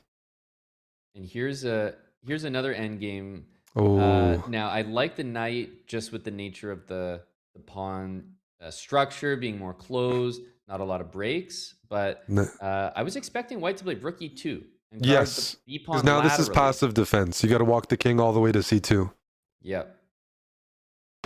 Once you do, though, you can play things like knight c1. So that's why Black is saying, hey, king g4? G5, yep. You had to worry about that side of the board too. I thought he was going to play f3 first. a4 I don't like. Now rook a1. Oh, this is not good. a4. You can take. You can take a4. That was a big mistake from Bortnik. I thought he could just keep pushing in the center. e5, h4. Knight d4? Oh, he's going for he wants to play knight g7. Yep. If he gets rid of those pawns, that should be good enough. Nice job to get a pass pawn. At least something. King e3? Mm-hmm. No, then bishop check. 8 seconds. Hang on a I think sec. Bortnik has it. Nihal's king is stuck. Yeah, the bishop covers both pawns. And 5 seconds is an eternity for Bortnik. So I don't suspect he'll have any trouble with this, but let's see the conversion. Can be tricky with that bishop on the board. He does it expertly. That was the case. Nihal thought he was winning, and he went into that endgame, the accelerated version of it, where it was a race, probably a little earlier, right? He had some time. He could have waited a couple of moves. I understand his decision. You have to make it in a split second, but that was one that Bortnik pulled back and allowed the score to stabilize because, yeah, you don't want to be down 3 games against Nihal. No, and we're looking at a position where White's going to win this knight back on e5 and be up a pawn. But you see this imbalance in these openings sometimes. 2 bishops and maybe the initiative. White's pawn structure not great at handling that light squared bishop. So black usually has more than enough compensation. Yeah, you usually try to trade everything off as white, but even if you trade everything off, I mean the rooks. So it's two bishops versus knight and bishop with the extra pawn. Those endgames have been studied, and it's not good for white. It's not better for white, that extra pawn. And the light squares with the pieces on the board are worth a lot. The queen might enter c2. Definitely will. Even with the rooks traded off, and it's like, look at black's position. Okay, you're down a pawn, but you have no weaknesses. You have active bishops. Which position's easier to play? Well, that's for black. Who has more time on the clock? Black. And the pawn on King g6 h7. after king h7 provides this amazing shelter here. Queen d3. Oh, Nihal. Oh, Nice. oh, nasty. Baiting that move in with h2 covered by the bishop. He thought he had an escape square, but brilliancy duly awarded. And we're going to go back to this opening. I think this was successful the last time we saw it for Nihal. It's a great bullet opening. You immediately get those long-term weaknesses, the double pawns. I think that Nihal can be very, very happy with getting this every game if Bortnik continues to allow it. I agree. It's long-term weaknesses, clear play for white, and the bishops aren't that good. The dark squared bishop, it needs the pawn on d4 to disappear for it to be really effective. It's an okay position, but Nihal is pretty good with his knights. Okay, so let's see how he's going to attack d4. The one thing he did, which I wasn't sure about, is actually took the pawn on f6 and provided... Yeah, that surprised me. I was saying he's good with his knights, but the position's opened up a little more than I would have liked. Yeah. Okay, Yeah. you have to sack the exchange most likely. What's the best way to do it? I mean, bishop to f3. F3, I guess he's worried about this, a5, and bishop takes on d4. knight d5, He's got to go into this, but this is trouble. bishop back to f3. At least the pawn doesn't reach a4. Do you bring the king up? Yeah, it's not Nihal's easy to do down on anything. time. Yeah, he's down on time. He's down on the board. This is Bortnik. good. Try to play b3. He wants to play b3. Or even b4, more aggressive. Yeah, b3 just holding the position may have been more effective Oh, the there. king b5. Nihal's being tricky here. Some stability. Bishop b7. Yeah, I'm surprised we haven't seen... Do- Oh my goodness, it's made... He made it. Yeah, I thought he was going to go bishop b7, king b6, and use... That Nice was a find good by idea. Bortnik. Bortnik getting it done there. When Bortnik is up on time and up in the position, he's usually pretty reliable. Now he's gone for the white pieces. Similar opening, kind of this Jobava London structure, but we've seen this before and it kind of just fully liquidated. So I am curious to see how this plays out if they continue playing the same kind of variation. Well, there's the answer. Opposite sides castling is much different than last time. And from trading everything into an endgame to this position, we've got a game on our hands. Yeah, most players would not enter this as black. Yes, you're up a pawn, maybe two, but you're inviting those, bearing down on your king, sacrifices knight f4, knight takes g6. I don't know if there's checkmate or not, but you have to consider all these things with, 30 seconds on the clock. Is there knight f2? I have a lot of questions here. Yeah, knight f2, rook g6, but who knows if you can allow that sack or not. I'm looking at knight f2, but I consistently see an answer. You might be able to play king h7 at some point. It may be necessary. Okay, but Nihal's doing well here, Amon. I just don't see the breakthrough. I might even play h7 just to open up that h file to prevent black from putting his king on h7. But now g5 is a threat. Oh, good call. g5, he did not see that one. Everything is falling here, though, and this attack is just not going anywhere. Yeah, when your queen is out of the attack, chances are this won't work out. Mm-hmm. But Nihal's not going to look at his conversion here. We have to pay attention to how he converts, how he minimizes Bortnik's counterplay. Queen g5, and that's why he plays queen e3. The queen is invading. Not sure where it's going to go next. And that's how you minimize counterplay. Trade off the queens. Absolutely. There's a mating net. Knight b4, knight c2, rook a1. Oh, he hasn't is seen on the board. it. He hasn't seen it. He goes for this, but also the time, he's got it. Nihal with the victory, 4.5 to 2.5. We're halfway through this matchup, a 2-point lead for Nihal. By no means indicative of how this match is going to end, but Bortnik frustrated, and I think going into this match, we were predicting that you can easily get frustrated against Nihal. He's the most frustrating player to play against. He just doesn't make mistakes, and at least not to the degree that really changed the full evaluation of the position at once. He just won a position that a lot of players wouldn't enter because it looks scary. Looking scary doesn't phase Nihal. That already changes. It's going to change Bortnik's approach. He can't just throw pawns and bank on psychology. No, Nihal just refuted it. And so that's going to, I mean, the pressure's on Bortnik right now to find, how do I cause this guy to blunder? What a nice find. That's here. a good start. Knight c6 was a great move, but the reaction, he was initially frustrated, but he focused up and he actually found an amazing response. So Nihal, they'll find queen d4. There's queen g3. D4. Okay. So we have a knight and a couple pawns for the rook. The annoying thing Nihal's is that up on A-pawn. time. Yes. That A-pawn is so difficult to deal with. Push the A-pawn. And then Black king wants f2. Take and play rook A3? That doesn't look right. But Honestly, the after knights knight are takes tricky. G2, yeah, I was thinking about rook A1 for white because black's rook behind the pawn is so good. Oh, Nihal, though, he's containing the knight. How do you do that with 10 seconds, 15 seconds? It's amazing. He's avoiding all the checks right now. He's got to maintain that. Find a safe place for the king. Normally, knights are tricky. He's just not getting Look at what forced. Nihal's doing to this knight. A6. There's nowhere to move it. A7. H5. Yeah, H5 is there. Nihal's got to pre-move a little bit. Oh, Yeah, what a he's gonna promote find. that pawn. So the thing is, Bortnik's This done is a a great test. job. It's a technical draw, but this position is tricky. Is Nihal just trying to win this on the board here?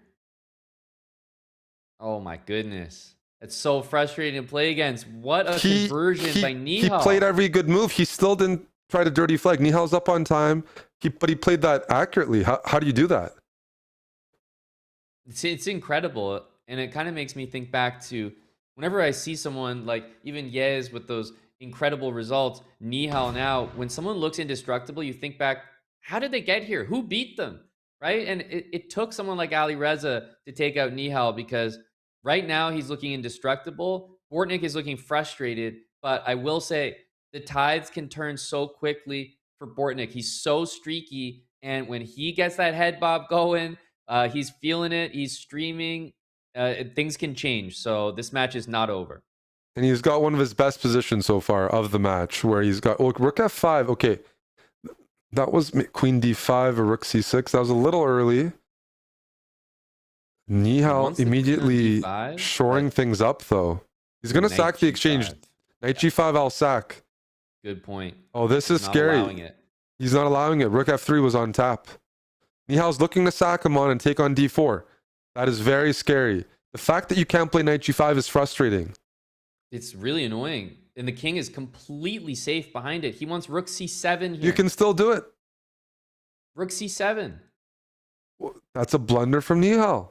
The first one that really changed the scope of the match. I thought he had rook takes f3 and queen d2, rook b2. Frustration for Nihal for the first time. I mentioned the momentum, things shifting. Bortnik immediately saw that idea, and that was a mistake that Nihal's regretting. Nihal came up with so many tricky defensive moves, and then when the position actually, he had an opportunity, just missed, I'd say, more easy tactic. He sees all the hard stuff. Sometimes that's the way it goes. You see everything difficult, and you blunder the most basic move. In that case, it was just doubling the rook and the queen on the 7th. Mm-hmm.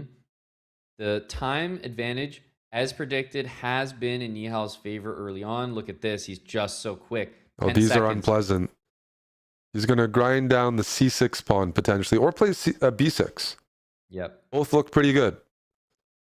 Both look very D6 is good. tempting. More trades here. Even 15 F3. seconds already. Can Bortnik F3, pull it off again? Yeah, that just wins material. So what he did was he brought the knight to d2 and then to f1, and Black's knights shift nowhere to retreat to. They're stumbling on each other. Yeah, I don't. If you look at this position, White's not playing e4 ever. Just pressure b7. Keep your pawns where they are on the king side because they take away the knight from jumping in. Leverage queen trades and the time C7. advantage. Oh, nice find. King. Gotta try knight f3 or something. I thought maybe knight takes f3 was an idea. He's playing knight f1 and h4 maybe, but there's rook c7. Bortnik's really good at being tricky here. I love the attempt. F7's hanging, but what now? I think he just used the b pawn. Yeah, the bishop on f8 is contained. That's huge. You can't move the queen because the rook is hanging. And here comes rook c8. Yeah, look at Nihal just though. that All the easy. checks are covered. The No, king on that was h3, there's no checks, no counterplay. And I thought that Bortnik did an amazing job at finding counterplay in a position where I thought it didn't exist. So Agreed. for Nihal to just deal with the best resistance, it's not like his opponent isn't putting up good resistance. He absolutely is. It's just not enough. By the way, we liked Bortnik's position. Bishop b5 would be annoying there. We liked Bortnik's position last game from this opening. Nihal's choosing to repeat. Very provocative. Very provocative. I wonder about, okay, I guess, yeah, e takes d5, knight takes Queen d5. d6 is a... Oh, Nihal preparing knight d3. But even looking for that move, as opposed to playing something practical, is impressive. I guess you take on b5 and play queen b6. Oh, this move, d6. D6 this is as asking for well. trouble. Because you have knight c7 and knight takes e6 potentially. And then you put the knight back on c7. I like that.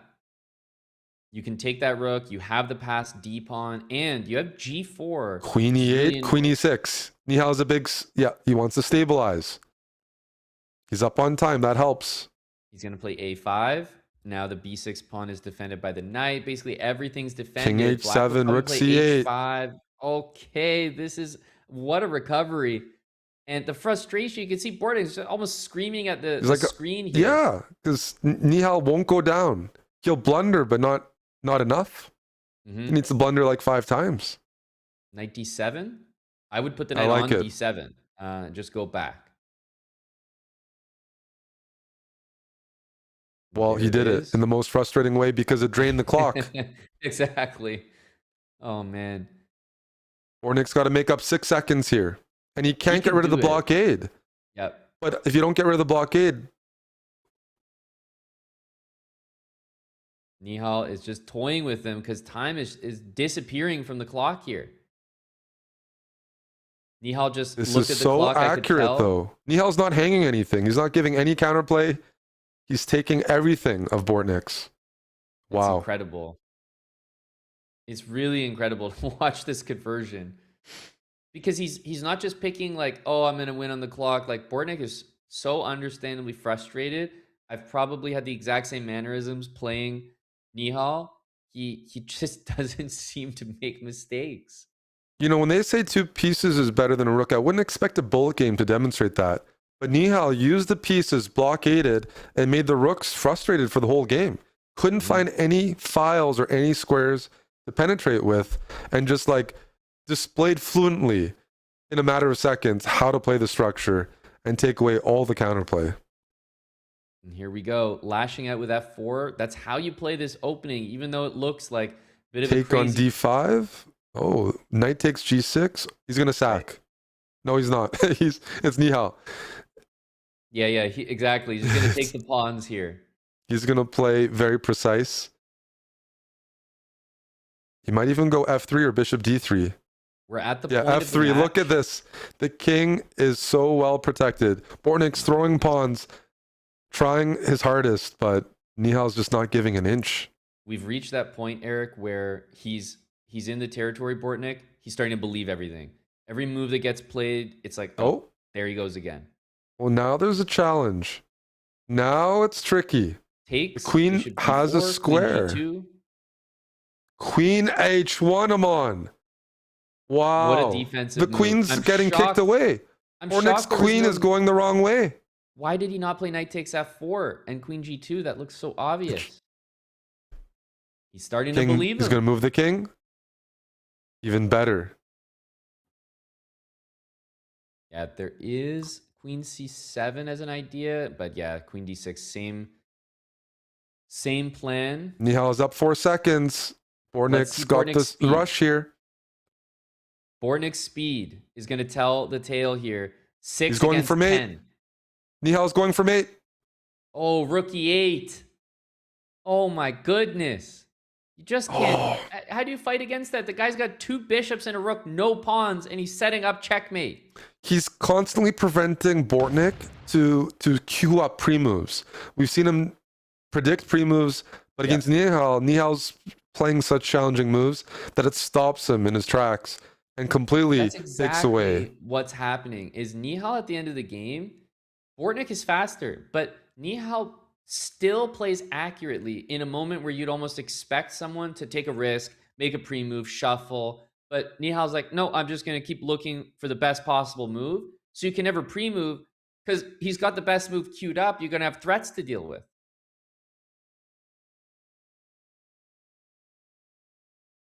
G3 just hung there, like just a Taking the straight-up pawn. Now hand. he walks back. He's going to double up on the b file. Bortnik, all he can do is push the kingside pawns, but he's doing this also out of frustration.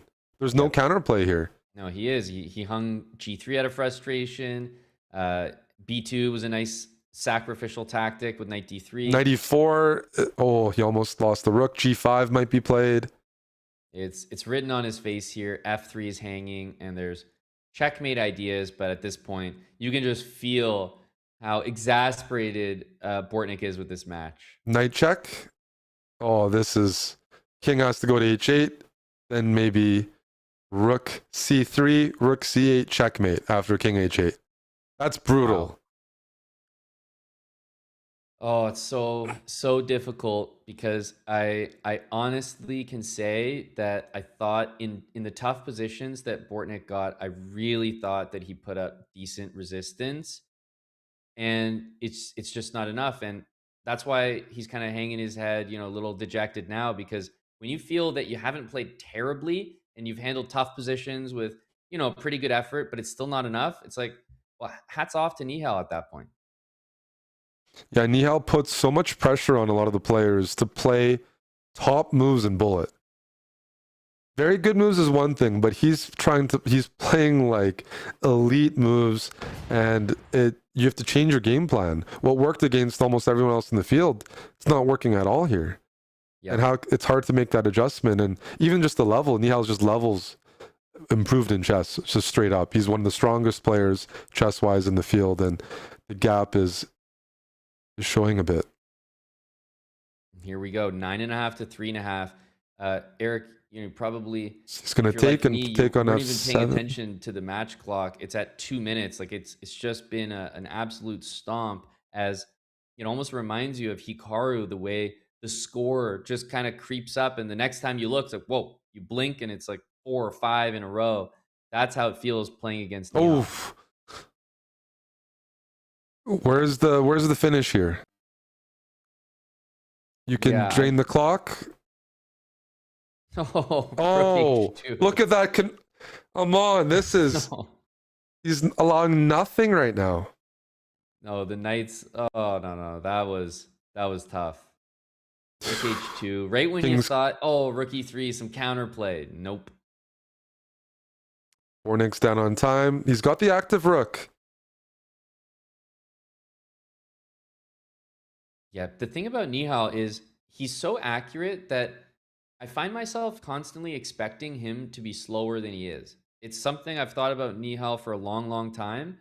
The reality is just he's as fast as these guys. He's so quick. Yeah, in a way, it just feels like he's not pre-moving. Yeah, it's But remarkable. look, he just won a rook time scramble, something Bortnik's been beating everyone in. And he won by 3 seconds on the board and on the clock. Yep. Nihal's one of the hardest guys to time. When I try to throw a piece in a time scramble, he just takes it. I'm like, wait, how did he have time to do that? I feel awful playing Nihal. you expect that at some point the guy might just pre-move. But right when, I swear, it's always right on cue when you think he's pre-moving, oh, he's waiting to catch your Knight sneaky takes pre-move. f7.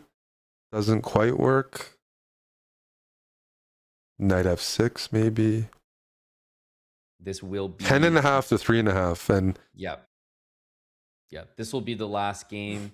It has been a very dominant performance for Nihal. And I mean, it's not like Bortnik got a lot worse. I truly don't think between his match earlier and this match, I don't think that he's played significantly worse. Nihal has just demonstrated a Queen takes different pawn. level. Nihal's doing well in this position. Down the exchange with lots of juicy squares. Yep. This is a nightmare to play. Nightmare position for white. The rooks are totally dominated. And again, a promising attack. Nihal neutralized without spending any time on the clock. Mm-hmm. He's trying to set up knight f2 at the right moment. Right now. Oh, man. And yeah, when you play Nihal, it's understandable to start believing everything works because it feels like it First of really all, is it does. happening. It is happening. Oh my goodness. I remember many years ago, you told like, Nihal was one of the most intimidating chess players. And you don't say Yes. that lightly. You don't. And you No. like said, like this guy, I really No. mean it. I really mean it. he just trapped the knight. He's just trapped the knight in the bullet game. He doesn't need to, but he just found the knight trap. Nihal is someone I actually have an experience. I played him in Title Tuesday, and I just lost up a piece. And it's hands down the worst loss that I can remember online because I just was up a clean piece, no compensation, no pawns, nothing. And that's what Nihal does. He's so good. He's so frustrating, and he's going to win by an incredible margin here and takes out Alexander Bortnik, whose run at the Bullet Chess Championship comes to an end. Nihal with an amazing performance to bring him to the loser's semifinal. And based on what we saw just there, I mean, he's lost in this competition, but it was to Alireza Firouzja. It looks like he's looking to go back to the grand final. With chess like that, Eric, I honestly don't know who can stop him. Agreed. Yeah, as we're thinking about the match, I changed. That's why I changed my prediction last minute. I'm like, Nihal has to be the favorite because he's just playing an absurdly high level.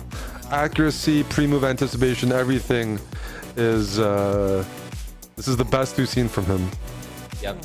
And we've been waiting for Nihal Sarin to go on a deep run in an event like this because he's always, it felt like to me, he's always had the level, the skill, just whether he would have the dedication or the interest even to pursue, the crown in an event like this, because he absolutely has the skills to get there. The losers quarterfinals, very one-sided in the first matchup, but let's pivot now to the second matchup. Andrew Tang against Ediz Gurel. After this, we will have the matchup in the winners bracket, but our focus is on Andrew Tang and Ediz for the moment. Eric, thinking about this, obviously playing chess today. Yeah, it's hard not to take some of the newcomer players in the format. Ediz certainly has an advantage when it comes to he's a very solid defender, calculates very well, and his practical skills are really elite when it comes to end games, when it comes to mouse scrambles. Really just consistent there. Doesn't usually tilt as much. And yesterday we did see him uncharacteristically lose quite a few games in a row. That's not going to happen today. I'm going to predict fewer queen hangs than his match against Erigaisi. That's a rare thing.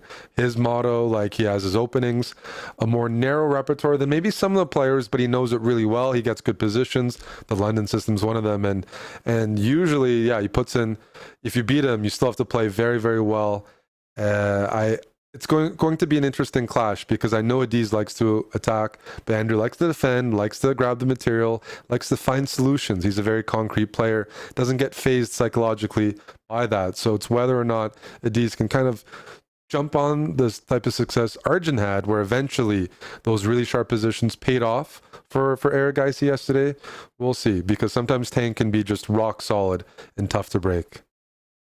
Yeah, well said. I think looking back to that previous matchup is probably the most shocking result. I mean, Tang, normally a big favorite, to stay on that winner's half of the bracket. But now one of these players will be eliminated. I have to say, maybe it's recency bias, but just if I'm thinking about the matchups and the opposition and maybe the results, I do feel that Ediz has the stronger resume in this event right here, in this Bullet Chess Championship. His loss to Alireza did not look bad. I thought that was maybe just a good sign for him. It would be an exciting rematch as well. And the way that he took out Erdogmus, who's someone who's dismantling the competition, it's kind of a reality check. Whoa, Ediz is on another level as well. I can't think of a moment or a phase of the game where Ediz has looked vulnerable. Whereas for Tang, normally I would say the same thing, but we did see in that last match, it was actually just these kind of random hangs, maybe mouse slips, maybe missing a tactic here or there, but those swing a match because you think about, oh, maybe it was just 2 to 3 queen hangs. Well, if your opponent takes them, they win those games, that's 2 to 3 points. You're kind of handing over to your opposition. So I think this one is very close to a 50-50, but based on what I've seen, I feel that Ediz, we're wondering, oh, is he going to make that run? Is he more than up and coming? Is he here? The answer might be yes. So a 50-50, but from what I've seen in this event, Eric, I think Ediz is looking really good coming into this match. Yeah, I think we can summarize the recency bias summarize it by saying the level of bullet chess is simply improved worldwide. There will be more contenders. You have good internet around the world. Now there's Starlink. There's more tournaments with money. There's more young players playing, more different countries participating. Bullet chess has gotten harder. There's more and more good players. And as you see some of the top players step back or get older, there's a huge amount of contenders coming up. And we're going to see each year new players, new faces, because chess overall has gotten tougher. But bullet chess, naturally, the speed, the amount of players on the internet, and young players, it's gotten tougher. So it's no surprise that we're seeing new names be competitive and start to chip away at, if you looked 5-10 years ago, there's maybe a smaller group of really, really elite bullet players. That's no longer the case. That's no longer the case. And so it's no surprise to see the difference and see a player enter the tournament and make a deep run in their first or second attempt, because so many of those players have now taken bullet as a hobby. There's no coaches telling them not to do it, and the tactics are good, the speed is good, everything in the world is accelerated, and that makes it tough for guys like us. That's right. That's why we're in the commentary booth and not in the competition. But speaking of the competition, we're waiting for them all to get set up, so we are going to jump to a very quick break. Much like last time, the players are getting set, and we do have the match upcoming. Andrew Tang, Ediz Gurel, right after this.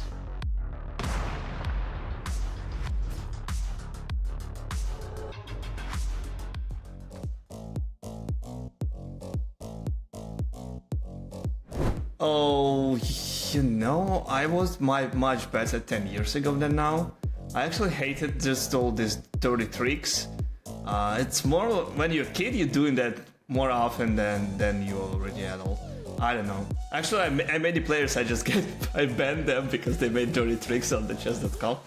Okay, some of them I unbanned after, when I was less tilted, I hope I'm still good of that.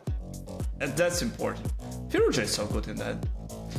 One of the best was actually Erdogmus, who just, damn, against him, and when we went below like 5 seconds, I always was losing. Like, he knew exactly the way where to pre-move. I'm not that good, so in that part, no. I hope still in the best level. So for a reason, I was second, and twice, not once. And the first World Bullet Championship, I finished second as well, 2019. So we'll see. Second is good. First is better.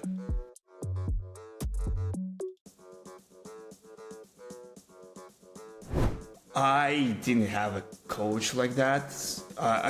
In general, I had a coach who lived in different city, and we met once in 2 months or 3 months. So I just didn't have a coach. We can say it like that way. But if I would have it, he probably will say that, yeah, that's not good.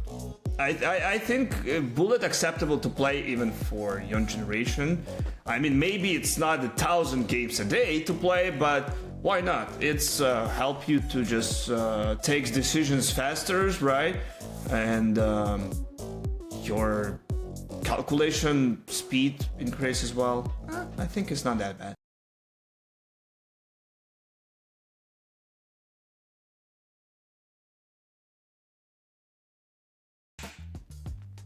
Yeah, I don't think like these are the exact first openings that I was told, like the opening class, but at least one of the very first that I still remember. Sorry, one of them is like b4, e5, take, bishop c5, at f3, d6, ud, knight e7. If white doesn't fall in the trap, it's still bad for black. But if it's taken, then take and you win the queen. But the thing with this is like at amateur level black can still lose because it's not like black has a queen but white still has two pieces and some compensation. So this is one, and I think the other is a bit better because it's more sound. So d4, knight f6, e4, e6, knight d3, d5, take, bishop g5, and here you go knight bd7. If white thinks black landed this tactic, then point is take. There is this intermediate move, bishop b4, and now queen d2 falls. And after that, take king d8. It's black who is a piece.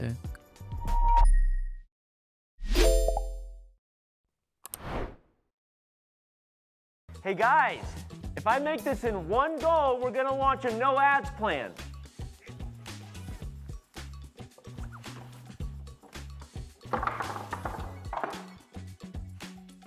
Does an own goal count? Hey guys, new plan. If I make this shot, we're gonna launch a no ads plan. Hey guys, last try. If I make this bullseye, we're launching the no ads plan. No more questions. I did it! I made the bullseye! Do it! Launch the no ads plan! Love chess but don't like ads? Sign up for Chess.com's no ads plan and play chess ad-free.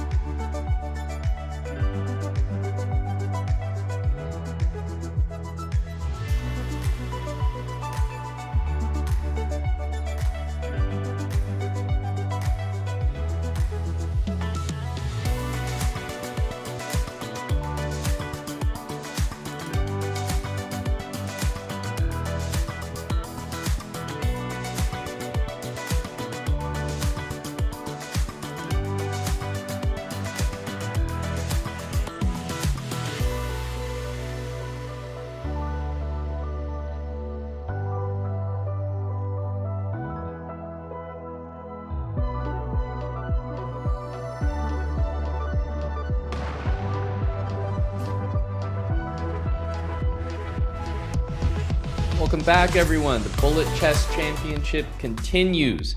We do have an exciting matchup coming up. Eric, we're going to be focusing on this matchup between Andrew Tang and Adiz Gurel. This is in the losers quarterfinals. Let's bring up the bracket, remind everyone what things look like as it stands. And of course, we also have another matchup taking place today.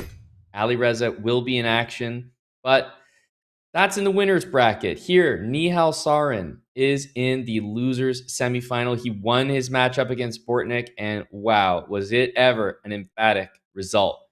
Andrew Tang, Adiz Gurel, this is what we're focusing on now. And I have to say, we've broken down a little bit about these players, but ultimately it is a matchup between two players that boast extremely high ratings on Chess.com. And I will say, Adiz, he's playing a little bit more regularly than I've seen Andrew play online. You mentioned the Saturday event, Bullet Brawls. Adiz Gurel is a regular participant. Also saw both of these players active in the Hyperbullet Championship that just took place as well. And I think that I would give a small edge, if I had to pick, to Adiz in this one. I think Tang has more to go on in terms of pedigree overall, but from what I've seen this event, Adiz Gurel, he's earned that nod from my end. Yeah, I completely agree. It wouldn't surprise me to see a bit of a changing of the guard, and there's different factors. I mentioned the level going up, but also, if Bullet Chess does favor some of the younger players that are maybe more active in chess a bit more, because as you get busier, or if you're not maybe playing chess professionally, it takes quite a bit of maintenance to keep up that mouse speed and everything required to be at the top of your game when it comes to bullet chess. And I don't know, Andrew's working full time, I think he was before, and still maybe bullet's not the biggest priority. It probably still is up there for him, but you never know. Whereas we know for sure when it comes to the Turkish prodigies or some of the players, they are fully honed in and locked in on chess right now, and a lot's required to topple them. They have all the momentum, everything going for them, and it just takes one little slip up to let people catch up to you. That's what the world of competition is like. So we'll see. Right. We'll see how Andrew is today, representing to me some of the old guard for these bullet tournaments, because you go back 6-7 years ago, Bortnik was still there, Min was still there, Tang was still there, Alireza was starting to go there, but still early. These up players, they were just early on in their chess career. So if we were to see Adiz win this, we just saw what happened with Nihal. To me, that is a bit of a shift, because usually once it happens, it doesn't stop. They have quite a few teenage years left to get even faster, which is hard right. to imagine. So Andrew's representing the veterans, one of the last guys standing here, and he does have a frustrating style though against some aggressive players. If your attacks aren't fully backed up, he likes to call that out, likes to defend, but it's just hard to I'm just still processing the Nihal match. By the way, during the break, you and I were discussing that we would rather play Magnus or Hikaru than play Nihal. What we just witnessed in a bullet context was pretty scary, pretty unpleasant to play against. Absolutely. And you see the two players on screen right there, Adiz and Andrew, both ready to go for this one. I think when it comes to the matchup here, the start is going to be very interesting. I'm curious to see how they match up at the end of the game, because I've been impressed with what Adiz can do in a time scramble, move accuracy, predictions, overall quality and speed. But when you think of all of those things I just said, possibly the number one player, period, over Alireza, over anyone, is Andrew Tang. When you just think of raw ability in a time scramble at the very end, Tang has demonstrated time and time again he might just be the fastest player. Yeah, no, I agree with that. The main part of their matchup is, to me, whether Tang can handle the blistering, attacking, aggressive chess of Adiz once he seizes the initiative. Because that's something that maybe Min and Bortnik, they're consistent players.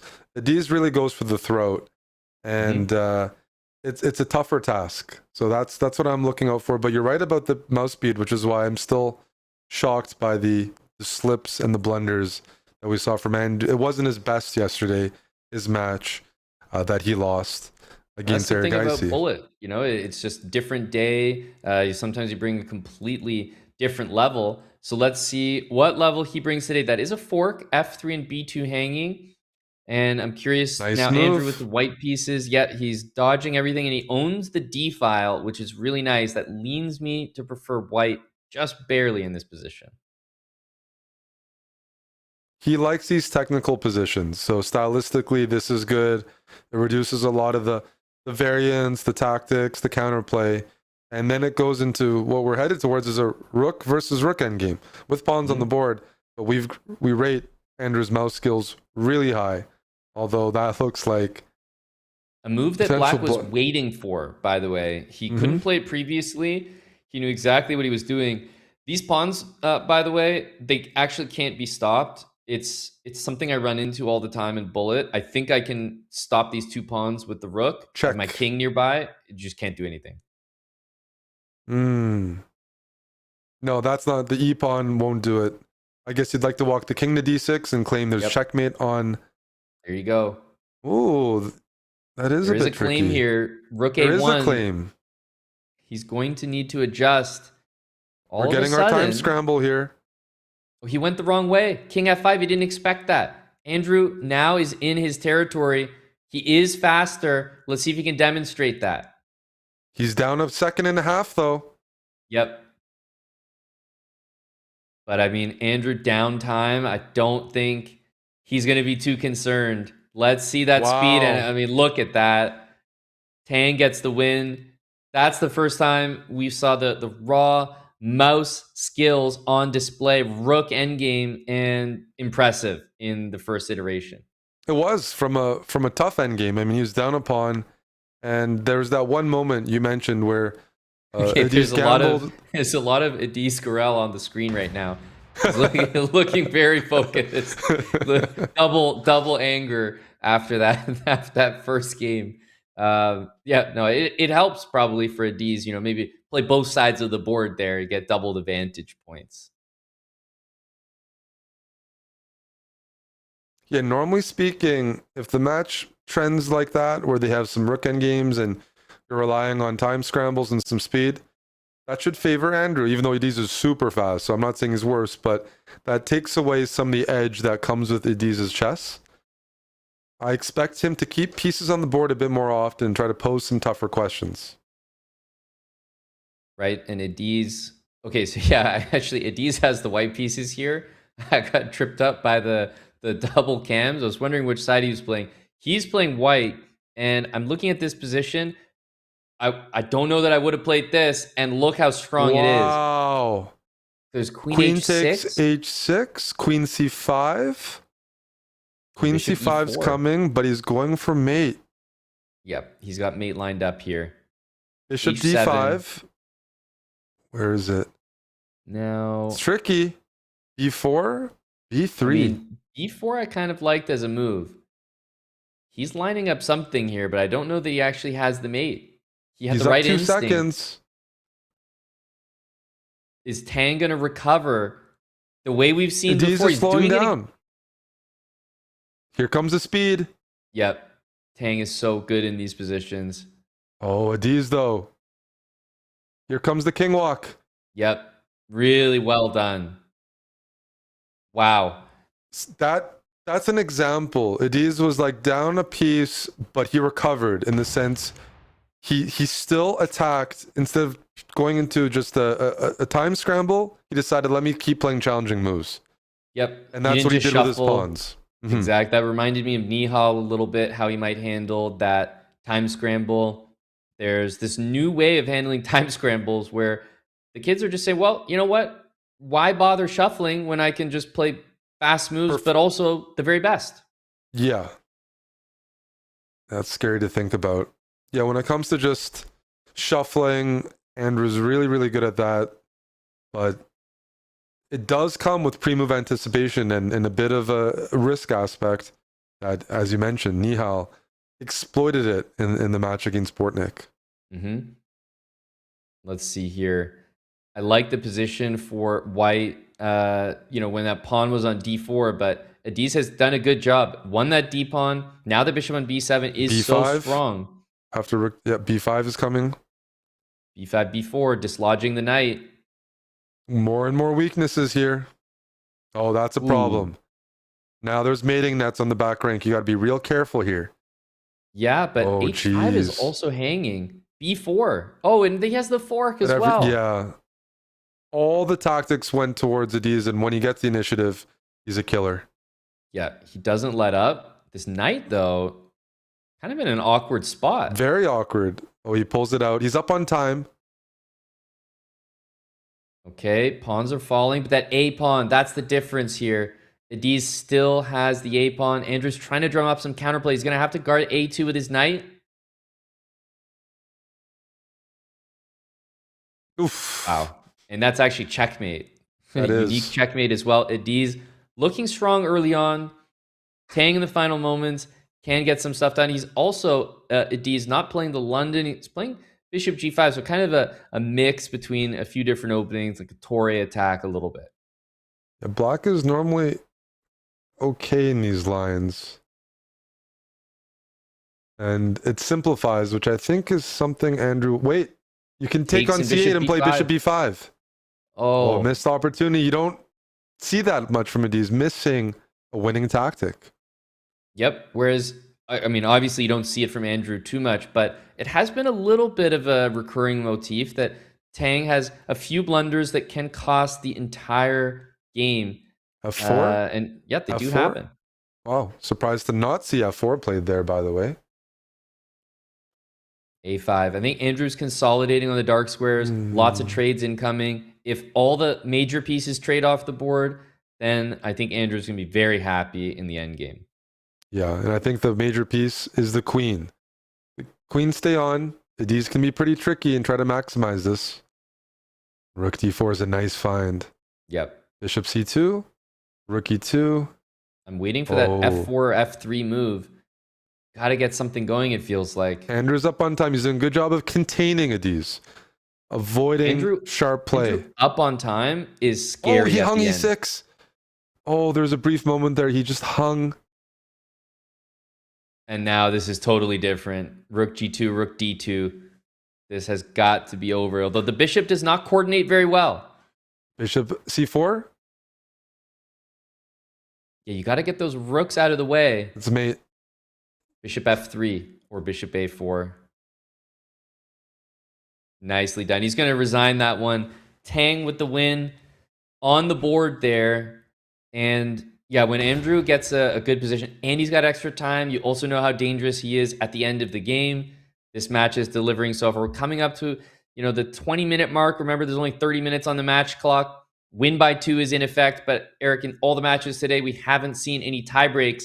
So even though the matches are close on paper, it's been a complete bloodbath when we're actually underway.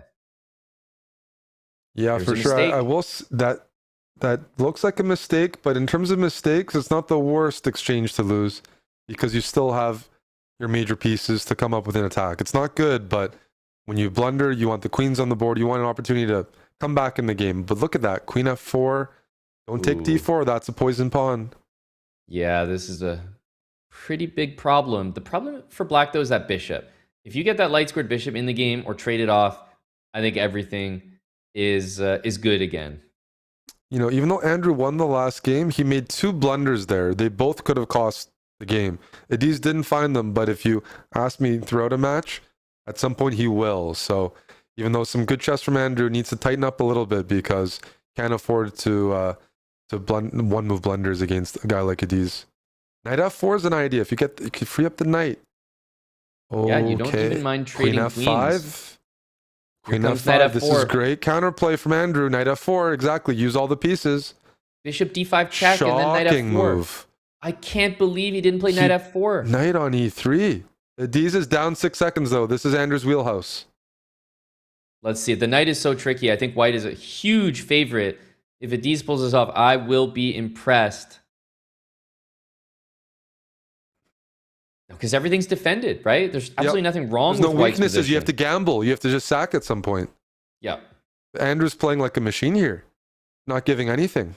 No, this is very classy. Nothing to do. Andrew takes the lead back in this match. It's gone back and forth, but I think a recurring motif. Andrew up on time near the end of the game. Good luck. That is a really tough spot to find yourself in. Yeah, Andrew's getting good positions. That was one of the things I was concerned about. What kind of pressure will Adiz put on?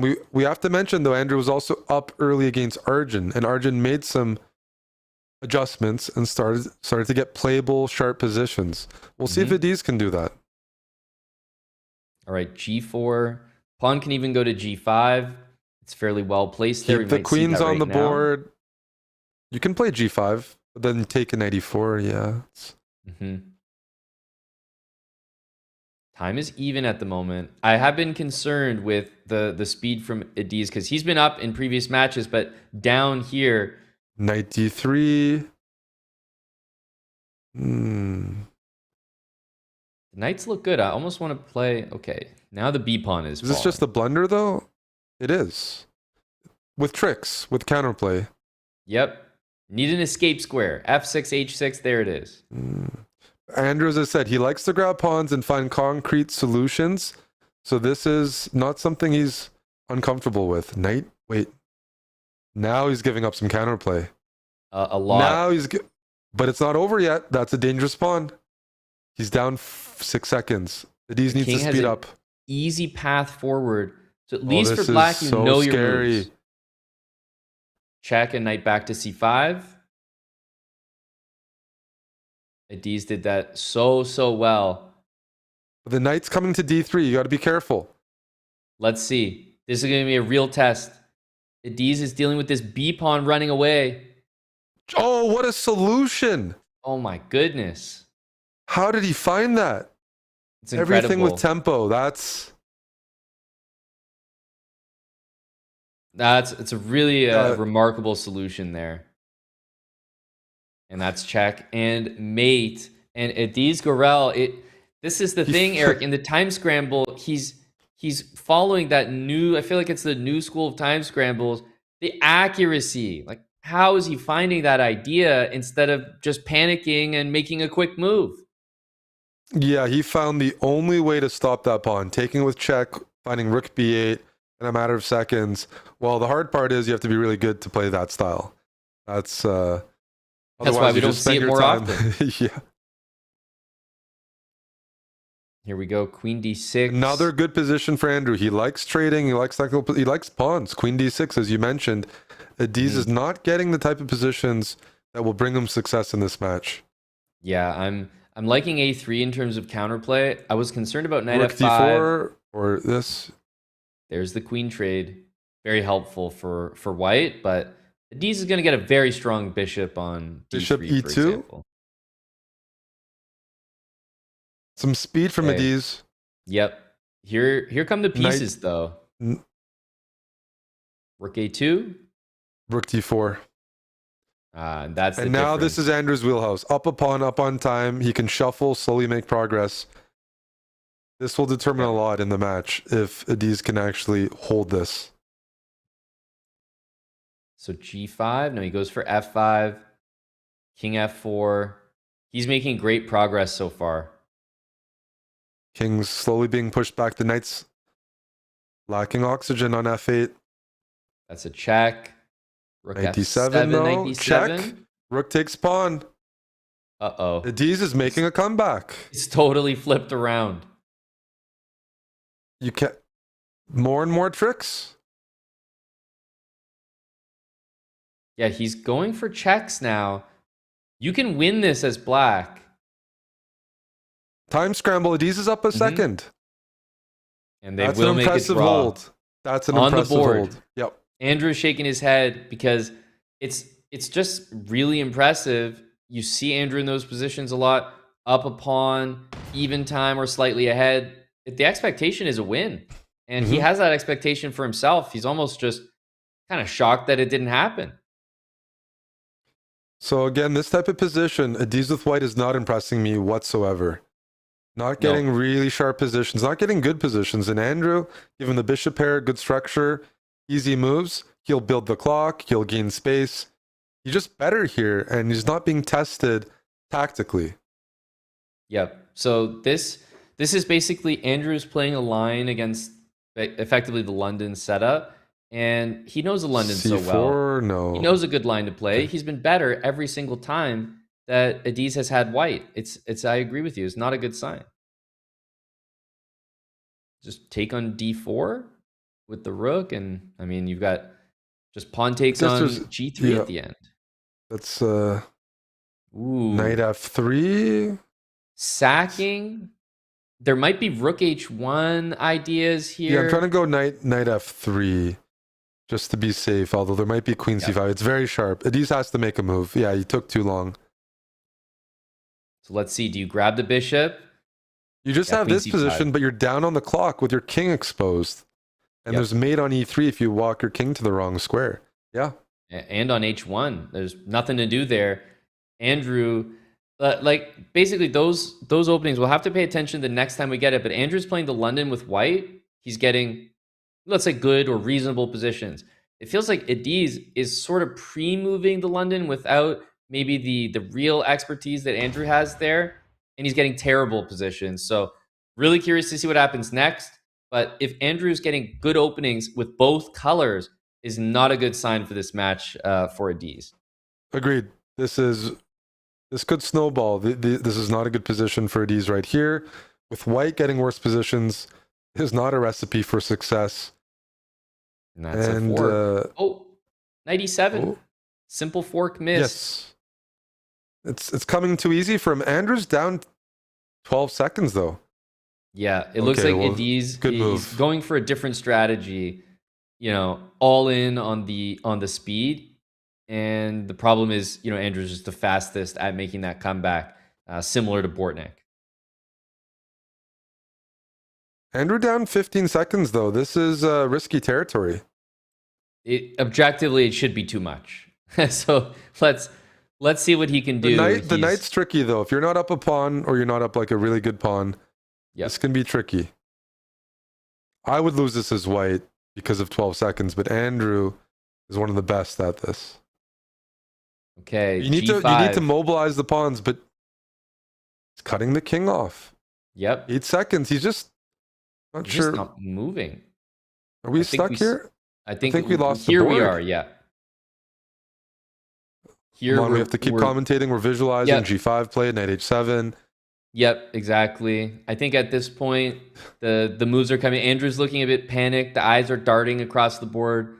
Yeah. Maybe we'll have a rook and bishop. Andrew needs to win with 2 seconds on the clock. It's not going to be enough time. Yeah, but the rook's still on the board for Adiz, and he is going to get that flag there. Oh, you see the frustration from Andrew. So there were pieces on the board. He loses that on time.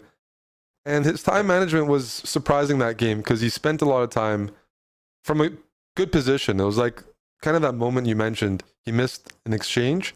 He froze up there. And Adiz, the chess isn't working for him in terms of good positions. Nope. He's trying to bring the element of speed. And that equalizes things. I mean, Adiz, I will give him some credit. He switched it up. I think he played e4 this game, ran into like a Scandinavian. I don't know if Andrew plays the Scandinavian, so I wonder if he was just expecting d4. Well, I think one of Andrew's first coaches, shout out to John Bartholomew of the Minnesota represent. So I wouldn't be surprised if Andrew's very familiar with the opening one way or another. Yep, that's probably true. I wonder if he meant to play it, but it's a good point that he's absolutely comfortable.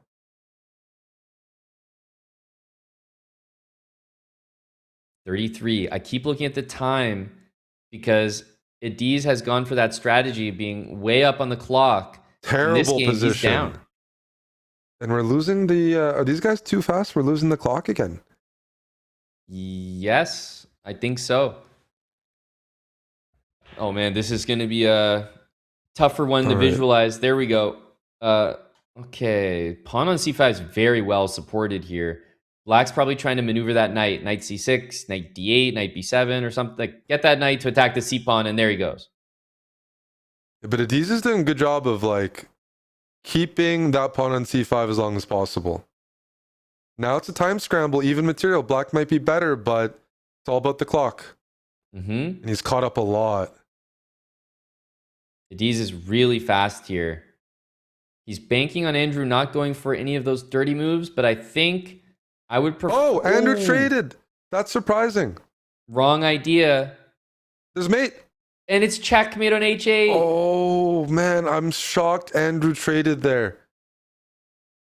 Just because I like his chances in a pure scramble, but not one where if you're wrong, you get mated. Understandable, but he was doing so well.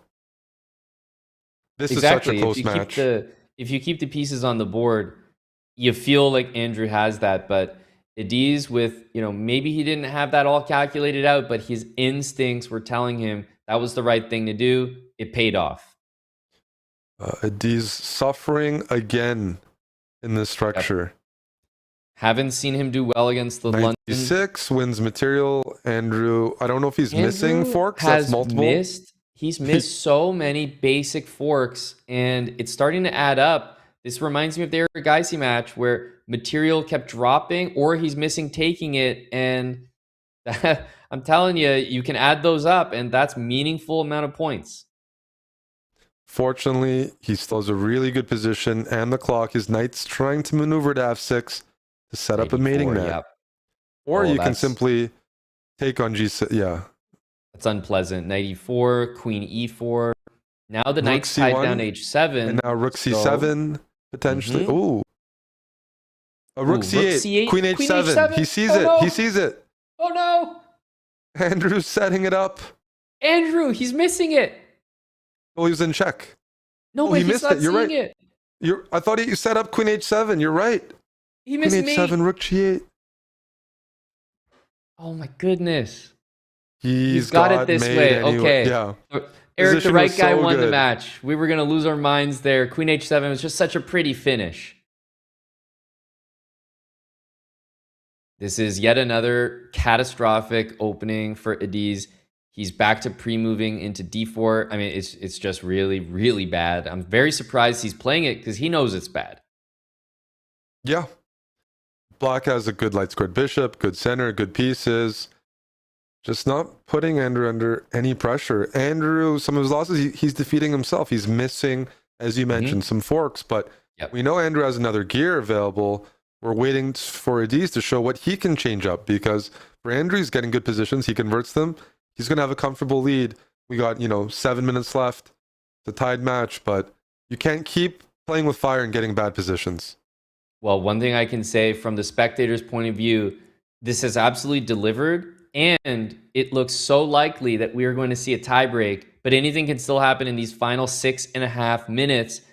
Both players have shown good and bad moments thus far. Adiz, not so good in terms of the positions he's getting, but Andrew missing tactic after tactic to put these games away. Andrew's up 2 pawns here. Make that 1. Yeah, 1 just vanished, but he's still got the edge, and now he's got the outside pass pawn. Got to be careful where to put the rook. Ooh, he's going to get kicked off the Very H-file, nice though. by Andrew, kicking the rook away. And the king and rook are very far for white from defending that. Yep. And the knight. I don't see a solution. That's actually a resignation. He just doesn't have an answer to the H-pawn. But that's such a bad opening, you have to switch it up. This is a bit surprising. Okay, a different attempt here. Okay, yeah, you take with the bishop on e5 and then knight df3. This is yet another massive opening success for Andrew. Yeah, white's up a pawn. There are some good bishops for black, but it's don't think it's theory. A6 maybe to play b5, bait the a6 pawn. I like g5 and queen h4. I like that. My queen over. I like that. Took some time though, so Adiz needs to play fast. What is he thinking about? Trying to take on f3 and play queen h3? Yeah, that actually looked interesting. This seems to give white exactly what he wants. You know, maybe double or trade rooks on the d file. He knows he can lose that pawn back on f6, and he still likes the endgame. I mean, an experienced bullet player knows opposite bishops, absolutely great winning chances. Yeah, time is even. This will really test the players out. Yep. Who's faster? Time's pretty much even, position's even. You usually want to F5 trade looks one pair of annoying. rooks. I think that I prefer white's position because f2 is easy to defend compared to the f7 pawn. And Ediz has gone all in on f2, but there's literally no threat. Andrew should win Ediz this. is up 4 seconds, so credit. At least he's up on time, and the pawns don't push easily. He's just going on the dark square. Andrew needs to maybe... Is Andrew going to pivot to try to mate? He might have to pivot, bring the king out to e4, try to mate, because time is getting close. Yeah, I do like king e4. In the right moment, he's going to do it. He picked a great time to do that. Takes, and now it's all speed. Andrew can still lose this game, but now he's taking the pawn. On time. That's a great level of comfort that he now has. And he's just pro with the final moments. 3.5 minutes remaining. A 2-point lead. Andrew Tang getting it done where we expected him to have the edge over Ediz. The very final seconds.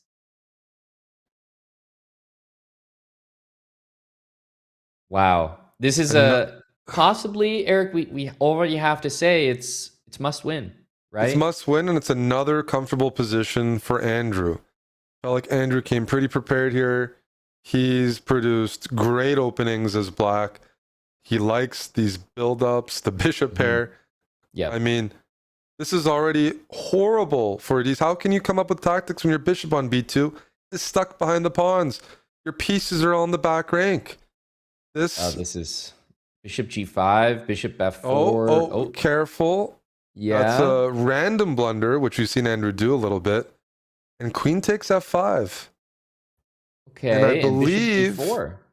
Bishop d4 or check. What's the solution? You can't take on f3 because is it rook g6? Hanging. Is it rook g6? Rook e6 maybe. Sorry, that's what I meant to say. Rook e6 hitting g6. Yes. Yeah, exactly. But it's so weird to play that out. And now you still can't take. Wait, he thought d4 was free. He thought it was free. He just blocked. Oh man, when it rains, it pours. I don't think he meant to do that line. He had multiple wins there. That just shows the frustration is setting in. This might he be needs it to pull because, yeah, Andrew is not likely to mess this up. Andrew's up on time. He's picking off those pawns. His bishops are safe. And you also know that, I mean, this is probably it because now that's a 3-point lead. There's a 1.5 minutes on the match clock. Andrew capitalizing. And I have to say the most shocking thing about this match for me is that Ediz came in with much worse openings than I'd ever seen from any match thus far. And I think he's handled and faced some London players. So it's very, very surprising that he's gone for this London himself. And quite frankly, just gotten terrible positions out of the opening with white and with black. Yeah, I mean, we can point out where like Andrew missed some quicker wins, but he's just been leading in every game positionally. Like this could be, it's a 3-point margin. It could be higher than that based on the positions. Just no momentum at all. No fun. These are not fun positions to play for Ediz.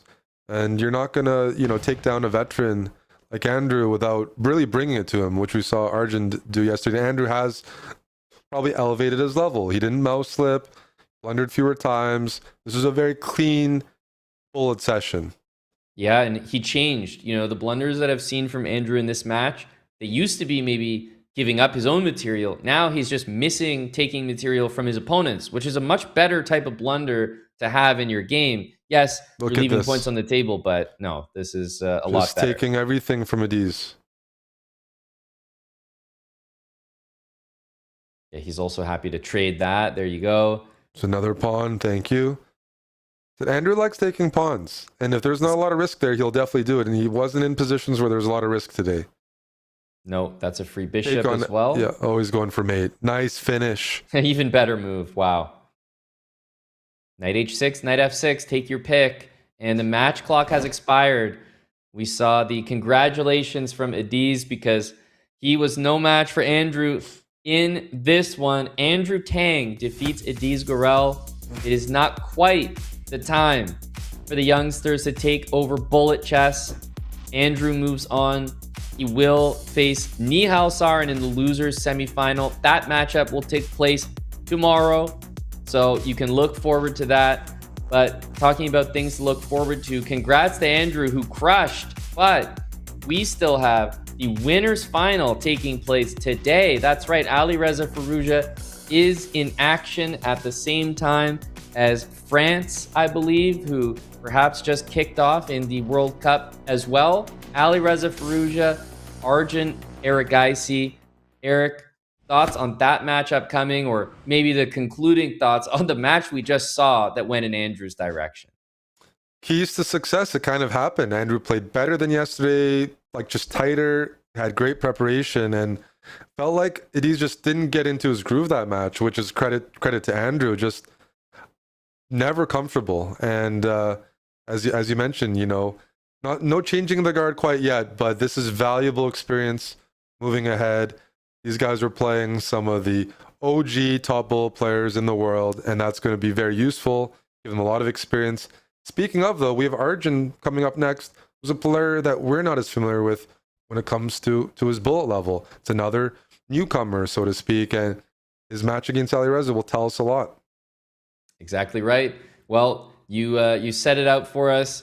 We're going to take a break so that the players can get set up, but still undefeated in the competition.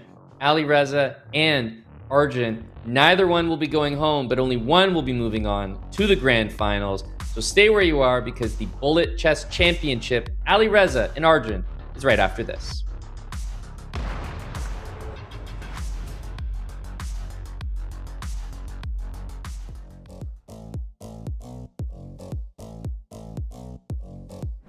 Oh, you know, I was much better 10 years ago than now. I actually hated just all these dirty tricks. It's more when you're a kid, you're doing that more often than you already adult. I don't know. Actually, I made the players, I banned them because they made dirty tricks on the Chess.com. Okay, some of them I unbanned after, when I was less tilted, you know. I hope I'm still good of that. And that's important. Firouzja is so good in that. One of the best was actually Erdogmus, who just, damn, against him, and when went below like 5 seconds, I always was losing. Like, he knew exactly the way where to pre-move. I'm not that good, so in that part, okay, in that part, no. I hope still in the best level. So for a reason, I was second, and twice, not once. In the first World Bullet Championship, I finished second as well, 2019. So we'll see. You know, second is good. First is better.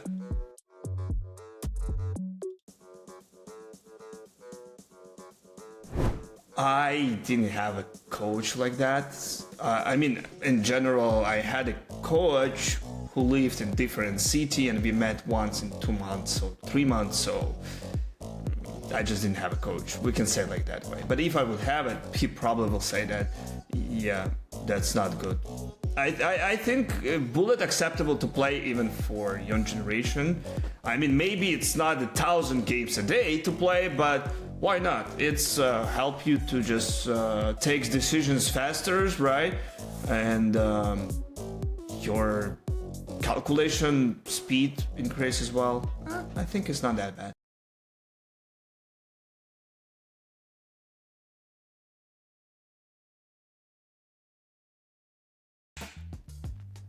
Yeah, I don't think like these are the exact first openings that I was told, like the opening class, but at least one of the very first that I still remember. Sorry, but one of them is like b4, e5, take, bishop c5, knight f3, d6, UD97. If white doesn't fall in the trap, it's still bad for black.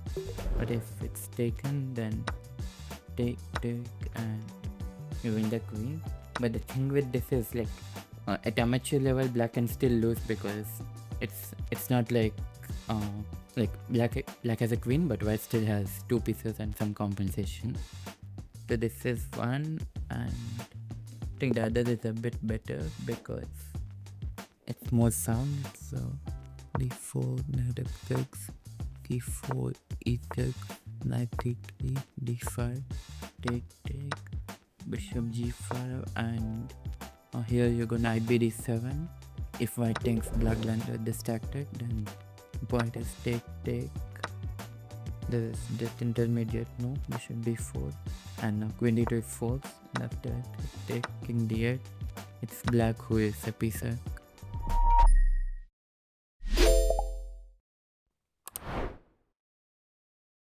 Hey guys, if I make this in one go, we're gonna launch a no ads plan.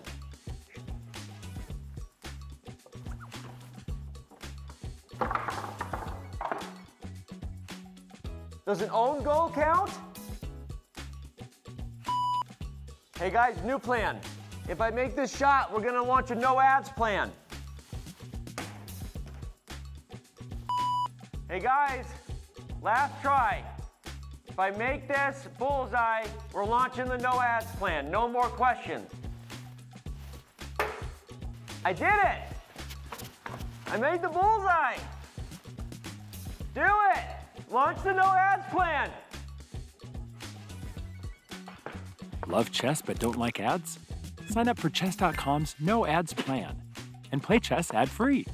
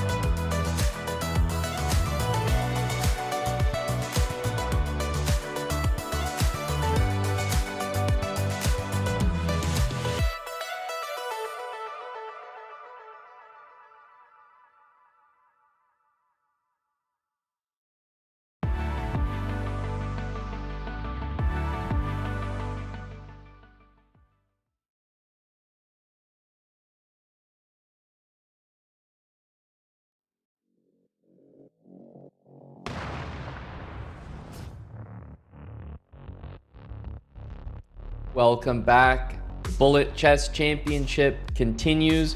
We're in day 3, and we only have one match remaining today. It is between Alireza Firouzja and Arjun Erigaisi. On paper, it is a difficult match to call, but when you think about Alireza, you have to give him a massive edge. He is the favorite in this competition. Arjun, I think, benefits with that question mark. How will he fare stylistically against Alireza? But let's remind everyone, Eric, what these two players, as well as a few others in the competition, are fighting for, the prize money at stake. It's $50,000 in total.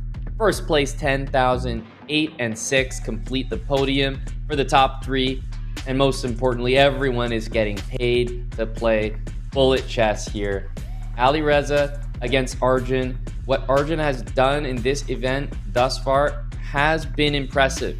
We remember he sent Andrew Tang down into the loser's bracket. So he's definitely performed against elite competition. This is just another test. And Well, he's the most elite competition. He's the defending champion, Alireza Firouzja. I mean, Eric, what can you say about someone that's got the resume, the accolades, the rating, and the match victories against the best players in the world? He's up against Arjun. He considers himself a favorite, I'm sure. The question is, what can Arjun do? What type of match does he need in order to claim a victory? We've seen, maybe some adversity for Alireza in this event, but just nothing enough to topple him.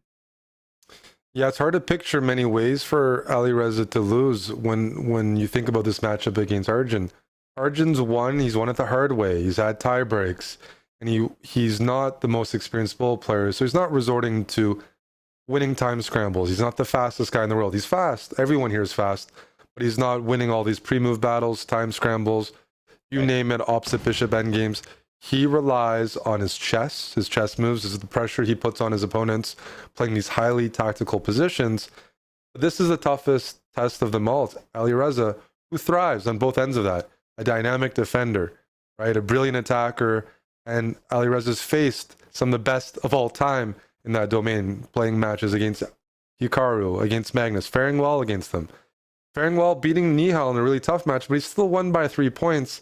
And Nihal has been so impressive, so dominant this event, that it's really hard to not put Alireza as a serious favorite against anyone else in the field. And everything has to go right, but it starts with frustrating Alireza from the beginning, which is getting the positions he wants, which is inducing blunders from just highly tactical, like high leverage positions, sacrifices, getting those wins in. He likes to play G4 early on. It's going to have to start off strong, because when you play bullet and you're playing against someone like Alireza, if you don't get off to a good start, it's hard to come back, because you kind of think, man, this guy is a bit better. He's been playing bullet a lot longer. He's a defending champion. Those feelings come in. And so you want to prevent that. Oh, we got a sacrifice right off the bat. But look at that. This is a counterattack, D4. It's not something that you expect to have to deal with. Bishop H6, you're only calculating pawn takes bishop. He was caught off guard there, as was I. A nice move from Arjun.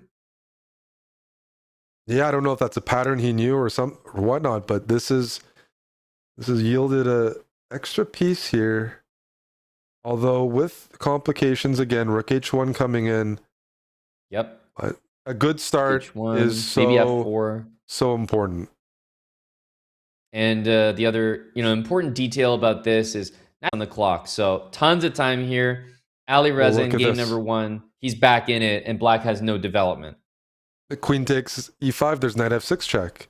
Here, there's a move. I don't find it. I hope you can. I haven't found it. I hope you can help me. But something bad's going to happen on the king side. Rook's going to shift to G3. Rook H8 and Rook H3, like if Queen F4. So yeah, I didn't see a way that you could keep material. Really nicely done. Yeah, this has to be over. You can just take the material, among other things. And yeah, queen against bishop, one of the easiest things to take care of in bullet. And they're just going to go straight to the next game. That's Alireza blundering and still pulling it off. Yep. And for things to go for Arjun, he has to convert everything. Not a good sign. Not a good start. I mean, it's a really long match, but if Alireza can effectively hang a piece and make his way out, navigate as successfully as he did there, it's not encouraging going forward. Queen E2, I guess. Oh, that first to prevent the bishop dropping back. Yeah, that's actually a really good point. Bishop A6. A nice detail there. Those are the type of finesse moves that a lot of players just gloss over in the bullet format, but Arjun is absolutely here for. Here we go. This is a position. Isolate a pawn for black. It's a little bit better for white. Got to milk this. Got to maximize this. Prolong the game. Keep the pins going. Maybe queen B3. H3 or something at the right moment. F3, even more concrete. Wait, what does that do? Can you take it? What's the detail? Knight D6? I'm seeing this move. But it's so... in bullet, Eric, you would never suggest this. Oh yeah, there's F2 there maybe. Yeah, and bullet, you don't go for the material if it looks really scary. And this is very scary. Mm-hmm. F2 can be played. I mean, you're also not under any pressure. It's just game over, right? Yeah, knight e4 is game over. Or queen takes, nice detail. That's an example of bullet instincts not being fully honed there for Arjun, we'd say, right? Practically speaking, the upside wasn't worth it. Yeah, even if that move did work out, I still wouldn't consider it. So maybe in a few select positions, bullet players might not be considering these best moves, but you'd rather miss it in a few positions and be correct about it most of the time. Knight takes c4, he was allowing this. He basically didn't move the queen when the bishop lined up. Something Alireza is really good at is when you're struggling or starting to lose a few games wondering, he doesn't let up. You watch the World Cup, some teams are up by a couple goals, they change the formation. He loves to punish you when you're down. So we see this game, Arjun sloppy from the opening, immediately lost position, and it just snowballs really hard. It's a feature that Hikaru is really good at as well. Just pressing and pressing, not changing it up whatsoever. And we just have a lost position here, down 10 seconds. Yeah, the pawn on f3, doing a great job containing the knight, and the rooks are invading. Meanwhile, the bishop on a3 is holding off the rook on b6 perfectly. Just couldn't be better. C4, okay. A little bit of accomplishment for Arjun to get this knight on f4. Knight d3. Okay, so in this case, I was about to say, you might just trade into this endgame. Now, Alireza is not planning to just make a draw. I think he's trying to play this. He does have that extra pawn, but also it's a bit of a test. Yes, we might see a draw here, but it's a test to see how good is Arjun at holding a draw. He wanted f5 to sack the pawn. Arjun prevented that, which was really nice. And he's not going to be able to play b3. So I wonder what he's going to come up with here. d5, changing the position. He's up a second. Don't let white's king walk in. That's a good hold by Arjun. That was looking like +3. Yep. So far, though, maybe it's just has to be said, it's concerning because that's the most exciting thing that's gone on for Arjun thus far. But nevertheless, you got to take the victories no matter how big or small. And that was a good result. We did think that Alireza was going to find a way to flag that opposite bishop endgame. And in terms of big comebacks, we have to talk about Arjun yesterday had a bad start against Tang. He was down by 4 and he won that match. So good point. He's faced a lot of adversity. He had tiebreaks against Paravian. Seeing him hold that, it's early in this match with 45 minutes, but we would like to see what kind of challenge can he pose Alireza? What difficult positions, which, tactics can he present? And the positions aren't lending himself to that opportunity right now. Alireza is doing a great job. He's playing symmetrical positions, right? He's not playing really imbalanced positions, trading off, putting the pressure on Arjun, because he knows Arjun's probably looking to sacrifice and play a bit loose. Yeah, he is. Let's see here. The two bishops for white, they look good, but there's just no inroad into the position. And another bishop takes comfortable d5. Position. Very I'm shocked comfortable. by bishop d5. This is just a one-way street. Yeah, you can even offer the queen exchange as black, and I feel like that a-pawn is going to disappear. Okay, some counterplay. The knight needs to find the path into the game. It's usually through e4. Ooh, that is not the path. I was expecting knight g5, knight Push, e4. and then push again. And he finds it, of course. This is just not a competitive game. He's going to have to do a lot better. Yep. Time as well. Queen b4, whether intentional or not. That move does hang the white queen. Alireza 3.5 to half, but I think you bring up something important, which is Arjun has been in this position before. We talked about the volatility of his play style being built into the score lines that he's willing to accept. And when he finds himself down 5-0, it's a lot different than, you know, a more solid player like Min, you know, in this competition being down 5-0. I think Min doesn't really get into those spots. He's a more solid style, but Arjun, he knows it's possible. So let's see if he can make the comeback.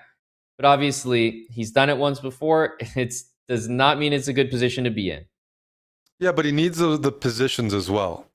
And Alireza knows it so well because he thrives in some of those chaotic positions because he's such a strong calculator. Arjun needs sharp positions. The symmetrical positions with lots of trades aren't going to bring him success. So with 45 minutes, you have lots of time to make adjustments, and he's done that before in matches. He's going to have to do that soon. This is a fun position. It might be fun for Alireza. You're down a pawn, but you have lots of open lines and open play, but at least it's sharp. It's imbalanced. That's what he needs. He's trying to encourage c6. That would weaken the d pawn significantly. e4. Oh, yeah. Okay. There we go. Okay. Huh. Arjun finding queen c3. Very concrete, but now he's up a few pawns. That's his win condition. Don't blunder. You have enough material to win this game. Easier said than done. Does look very good. Very unpleasant now. There's just like 4 pawns against 1 on the queen side. That's an interesting exchange by Alireza. The dark squared bishop is good, but those pawns are going to push into an avalanche. d4, then c5. Yep. Queen f5, queen d5, c4. He's done a good job. Look at these pawns. They're unstoppable, it feels c3. like. d3. Yeah, there's no threats here. Rook g5 doesn't even work. Take on h4. Oh, this is a nice conversion. It was nice, so but he's got to speed up. Yeah, Alireza is really tricky here. Yeah, I wouldn't say this is over. Matter of fact, I can't believe now it's over. Okay, so he went rook c2, hoping for b2 as a pre-move. Then he'd take both pawns. But yeah, that was a close call and a much-needed victory. Arjun gets on the board. 3.5 points for Alireza, but now a 1.5 for Arjun, and this is still quite a bit to go, right? 35 minutes on the match clock. He's changing the position. That's what you want to see. This Carol line is very solid, but got to change it up. He was getting these symmetrical positions where Alireza was neutralizing him straight up, and against the defending champion, you can't wait as long as other matches to make your move, to change things up, because this is not someone that has given up a lead. Okay, is there a way to play d5? I don't think so, so it's time to activate the rest of the pieces. He's up a pawn knight here. e4, knight c5. This is very, very nice. He's up a pawn, but it feels like he's up 2. Yep. Some success from Arjun. This is good.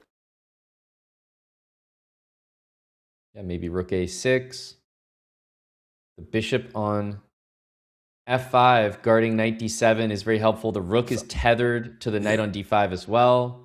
A lot of hanging pieces now. If Alireza is moving backwards, you know you're doing something well. Yeah, watch out for rook a8. Bishop. Oh yeah, f7's just hanging. F7, everything's loose now. Arjun's up 7 seconds. He's up multiple pawns, and okay, that's not the move I would have played, but it works. Untangling the pieces. Slowly untangling, not... Oh, there we go. That's what he needs. G4. And that is it. That's a piece. He's up time as well. Arjun, the way that he's going to win this match, I think, you know, we both know it's probably going to be on the board. Arjun can produce extremely high-level games on the board, and that's what he's going to have to do. He's not just going to all of a sudden be faster than Alireza. He's got to get it done on the position. This is very double-edged, exactly what Arjun's looking for, but I can't help but look at White's position and find it easy to play. H4, H5, big attack on the king side. It is. Arjun did play the Pirt, so he invited it, and curious to see how Alireza reacts to losing a couple games. Things start off very smoothly. This attack, I agree, it's more intuitive for White. You have the center. You still have the H-file to attack. Black is kind of all in these structures. If you don't... Oh yeah, G5 is loose. The knight wants to creep in on D4. You can take the pawn. Although the G-file can be used sometimes for Black to defend. This move is a bit more practical. Yeah, the You know what? G-pawn is takeable, and then queen It's a3. not easy to mate go black back. in these positions. So even if it looks bad. Wow. Ooh. Queen a3, the idea. He knows. Well, by the way, knight f4 is the threat to cut the queen off from c1, so that's why you had to retreat. Arjun would love to bring the knight to b5, but the bishop on f1's guarding that square.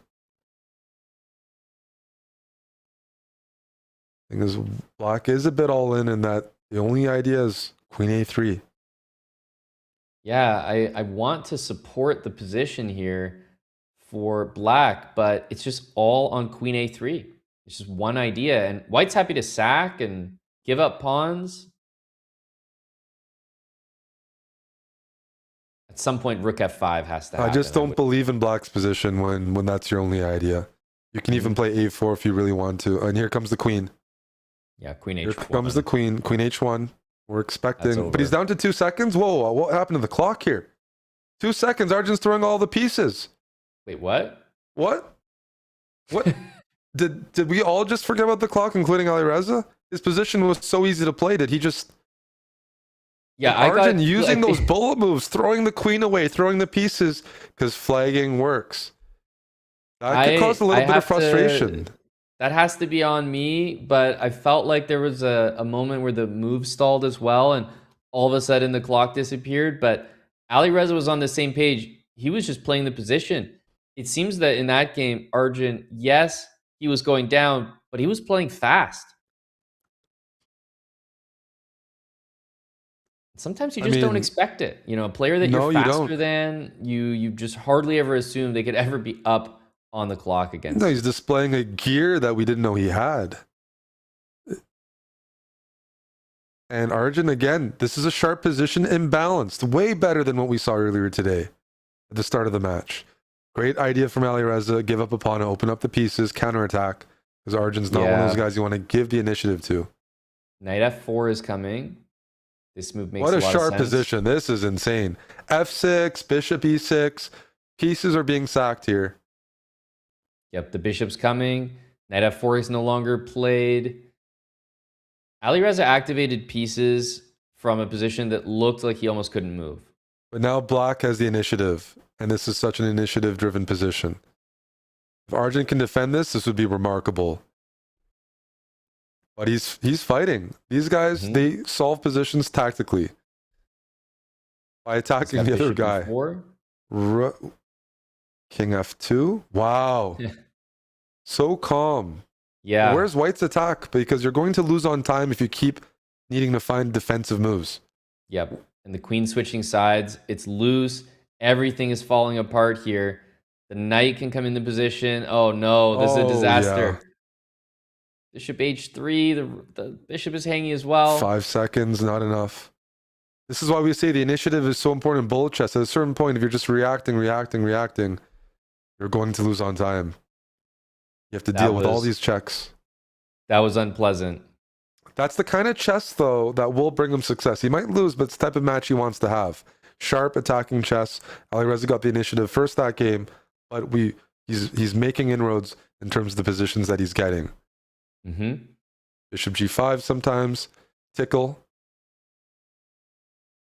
Yeah, he's going to keep that pawn there. Always, concerned about potential tactics like this, but you know, for black, the bishop on f1 is sometimes locked out of the game completely. Pawn up. Time up. That's not good. Yeah, that's just about all the things you can be up at once. Alireza, 27 minutes on the match clock, a 1-point lead. This is shaping up to be a very, very close match. And, you know, it has to be said, Arjun did make that comeback we were talking about. It's not fully complete, but for him to be this close is definitely an achievement from how the match looked not too long ago. The queen trade surprises me. That you're a pawn up, but it's not the best pawn. You're still probably happy, but it's a little okay.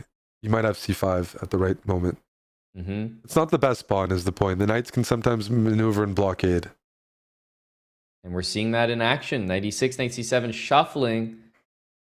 Good repositioning. C5 at the right Yeah. moment. There we go. He C5 finds is it. happening.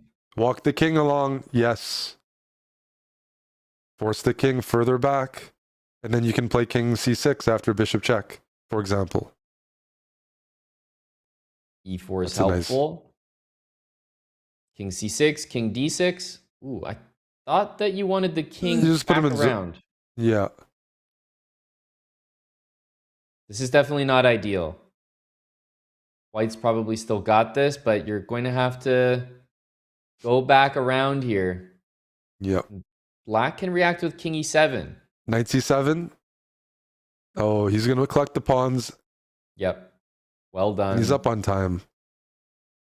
Good resistance from Arjun, though. Like prolonging the game, finding some blockading ideas that could come useful later on. This one wasn't quite a fortress, but he made him work. Alireza up by 2, 5.5 to 3.5 in this one.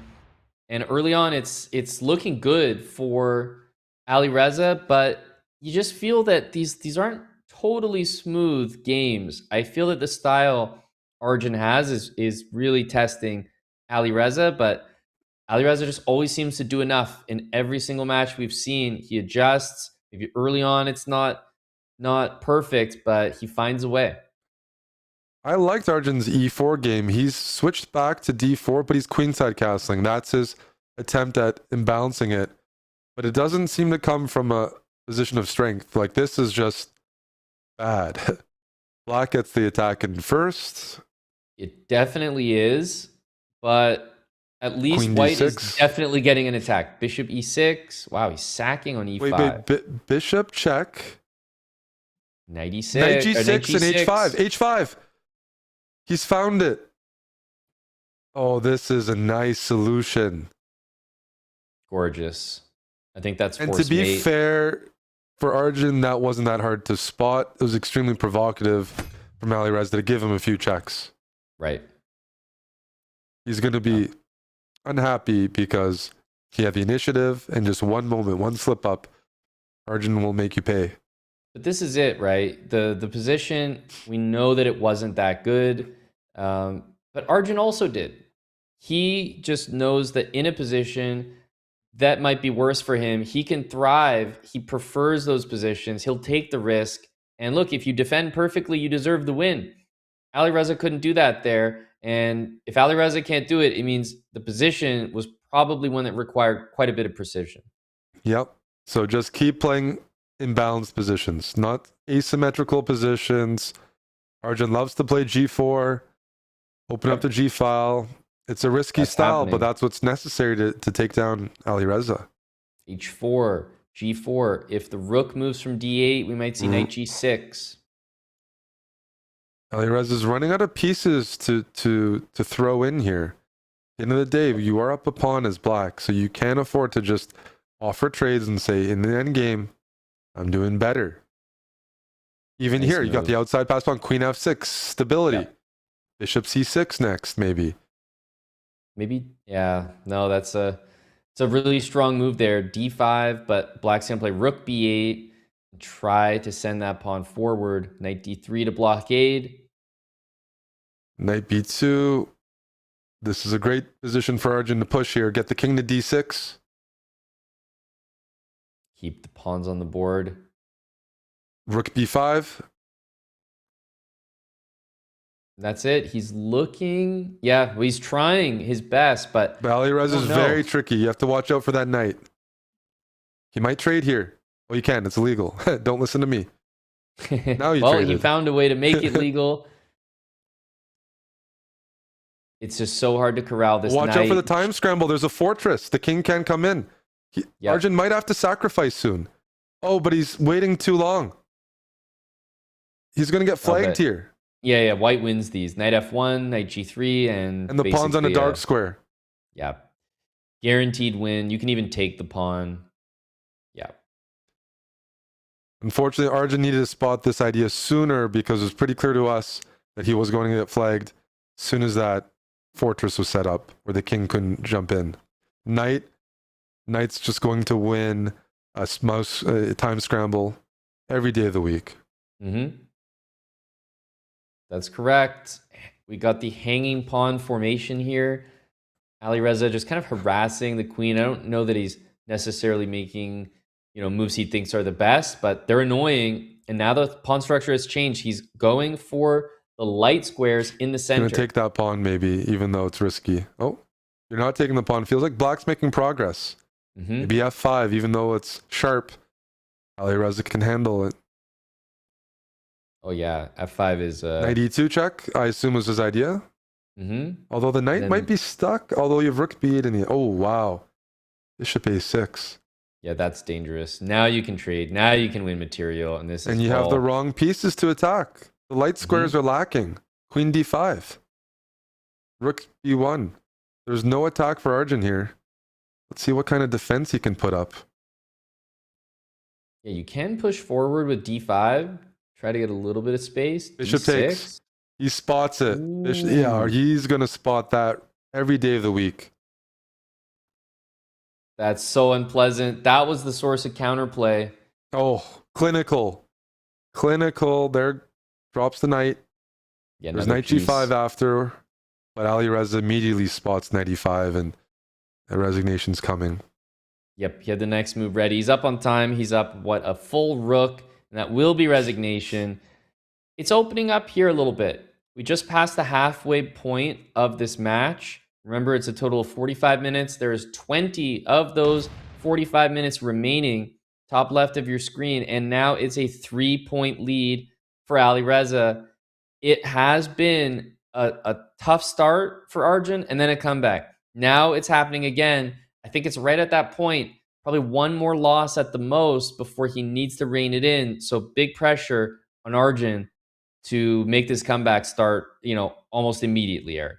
And you see what Alireza is doing. He's playing the French exchange. It's not the most ambitious opening, but it takes away the dynamic possibilities. And Arjun has to grind this down, which isn't the most fun position. He's forced to take risks from a position where it's not easy to. You're supposed to be calm. But the match situation and his style, this is proving to be very, very effective against Erigaisi. He's just Absolutely. lost. And it's too easy for Alireza to play these sorts of positions. Yep. You can't do anything about them. The pawns are going. That's a very accurate move. Rook takes knight. E7. And just this knight on f8 can't stop the pawn. Really unpleasant. Good practical decision, give up the exchange. But okay, if b4, there's one last trick with knight e4. Yeah. Alireza spots it, king g1. He finds king A5. g1. f6 might be thrown in. Okay, you know what? Arjun's doing a great job of keeping the knight, pawn, and queen in their optimal squares here. This is really, really tricky. No, he's definitely done a good job here. But he's down 7 seconds. Knight c3 wins, which is why white had to attack that pawn. Repetition is pretty fair for Alireza both doesn't want to sides. repeat. Yeah, that's risky, though. He can lose. Absolutely, he can lose. Arjun has 6 seconds to find a mating net. He 5 finds seconds. The queen. He should be able to do this. Queen a3 was a great pre-move. Take the rook. Oh, no. He still has some hope here. He needs to win the rook. Oh, he did. Cut off my the king. goodness, he can still win. Oh, no. Alireza. Oh my goodness, the final move. Alireza pre-moved king on the D file, most likely. Arjun showing his bullet skills. Making Eric, a comeback. I've never seen anything like that where someone, plays that time scramble in a way where, it looks like he's not going to get it done. And then brings it back, like completely through it, and then brought it all the way back to a win. It almost makes what we just saw that much more impressive. We didn't think he had that in his arsenal, that's for sure. Wow. And look at this. I'm shocked. This is a weird hanging pawn position where you blunder a pawn, but maybe it's not a blunder. And all of a sudden, there's tactics. Yeah, there they are. Although I look at this position with the knights, and I shouldn't say this, but I almost prefer it. The knights there's going to be a great home on c5 for one of those black knights, and I don't see any pawn breaks in the position. Let's see what Arjun can do, because in Bullet, I like what Black has. Arjun's playing it tactically, which I love. He wants to play G5. Doesn't want to trade the queens off. He's forcing Alireza. Unfortunately for Arjun, Alireza is great at finding these concrete, sharp moves like G5. And the dark square blockade is what Black's counting on. Rook's double, bishop D3, take that knight. Bishop D3. Bishop D3 is a good shout. Yeah, you Bishop have to D3. undermine. Oh, I feel like he's up 9 seconds, so he's doing a good job of just adding pressure. That's right. Queen I don't think we D6, needed to let queen Alireza check. out here. Alireza's made some great strides now. Oh, he's slowing down because the knights are so tricky. He can't find a move. He can't find a move. He's got to speed up. The knight will flag you. They don't Gotta exist. move the king now, over, king G2. everything king is G2. loose. Oh, he lost his entire time advantage. And position is still problematic. Here comes Alireza. Alireza's got this. This would be a very surprising game not to win, although the queen trade helps white. You can maybe try to sack on e4. Bishop h3. What accuracy from Arjun. It's incredible. The bishop on e2. That's incredible. Wow. No, I continue to be impressed by Arjun in these time scrambles, and I think Alireza is starting to get impressed himself, because Arjun straight up is winning, drawing positions, etc. Where I'd have to say even a guy like Tang, Fallujah, if they were on the other side, they probably wouldn't manage it. Completely agree. We thought this was the area in their match Alireza would score heavily. Yep. Rook e7. Okay, this is very dangerous. Arjun, instead of attacking, is now the pawn grabber this game, inviting white to put a rook on e7. Although rook f7 might be in time. This is a clever move, though. Now rook e7, and you have to bring your queen back or play g5.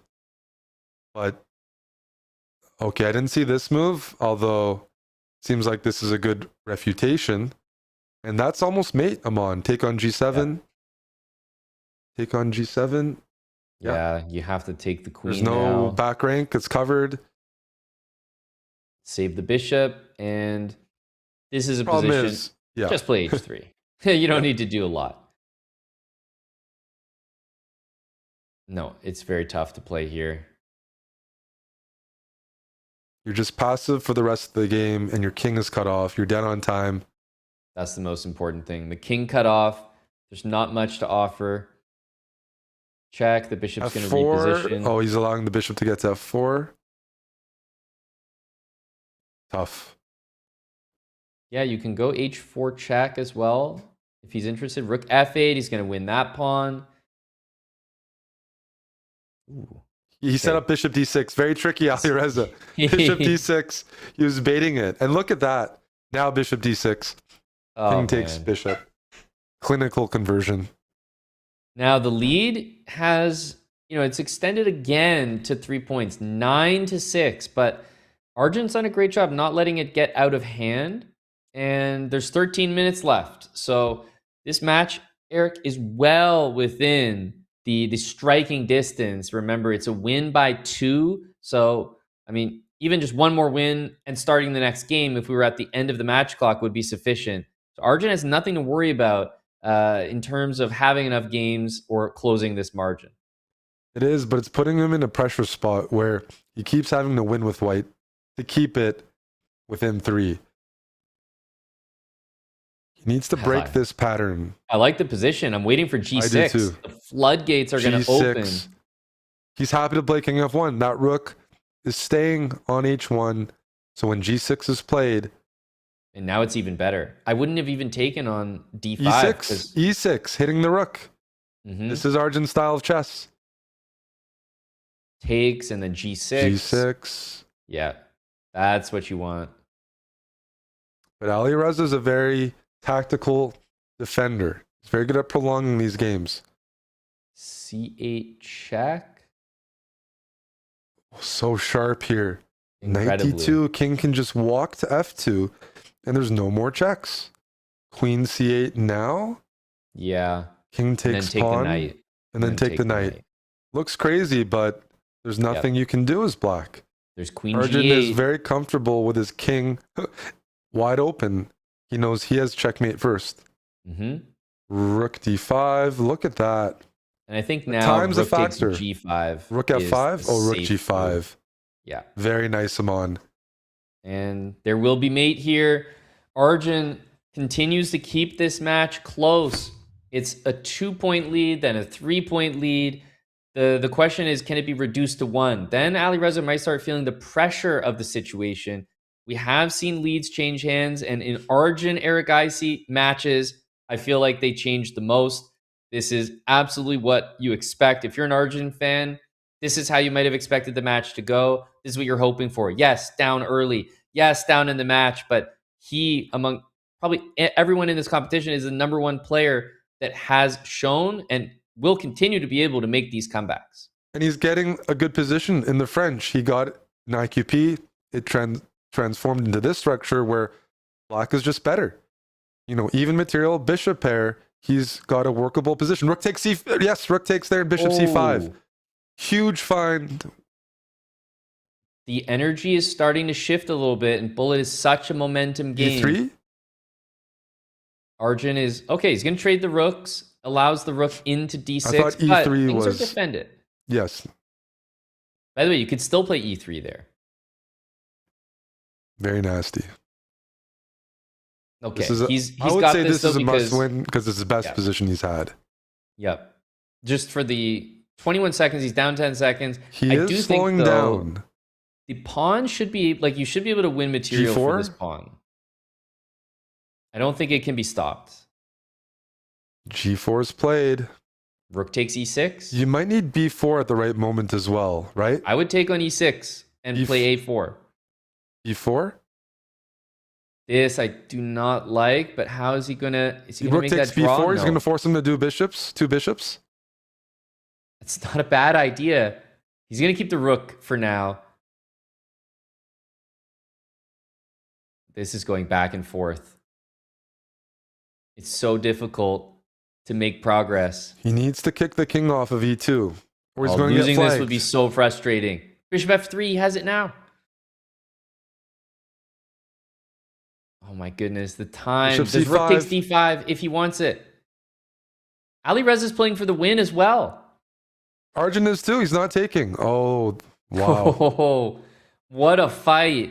Alireza deserves a lot of credit for not losing that position after the huge tactic. That was a big opportunity for Arjun because, Eric, thinking about the openings, the tactics, has Arjun had a better shot at a win? I don't know. That one was pretty clear cut.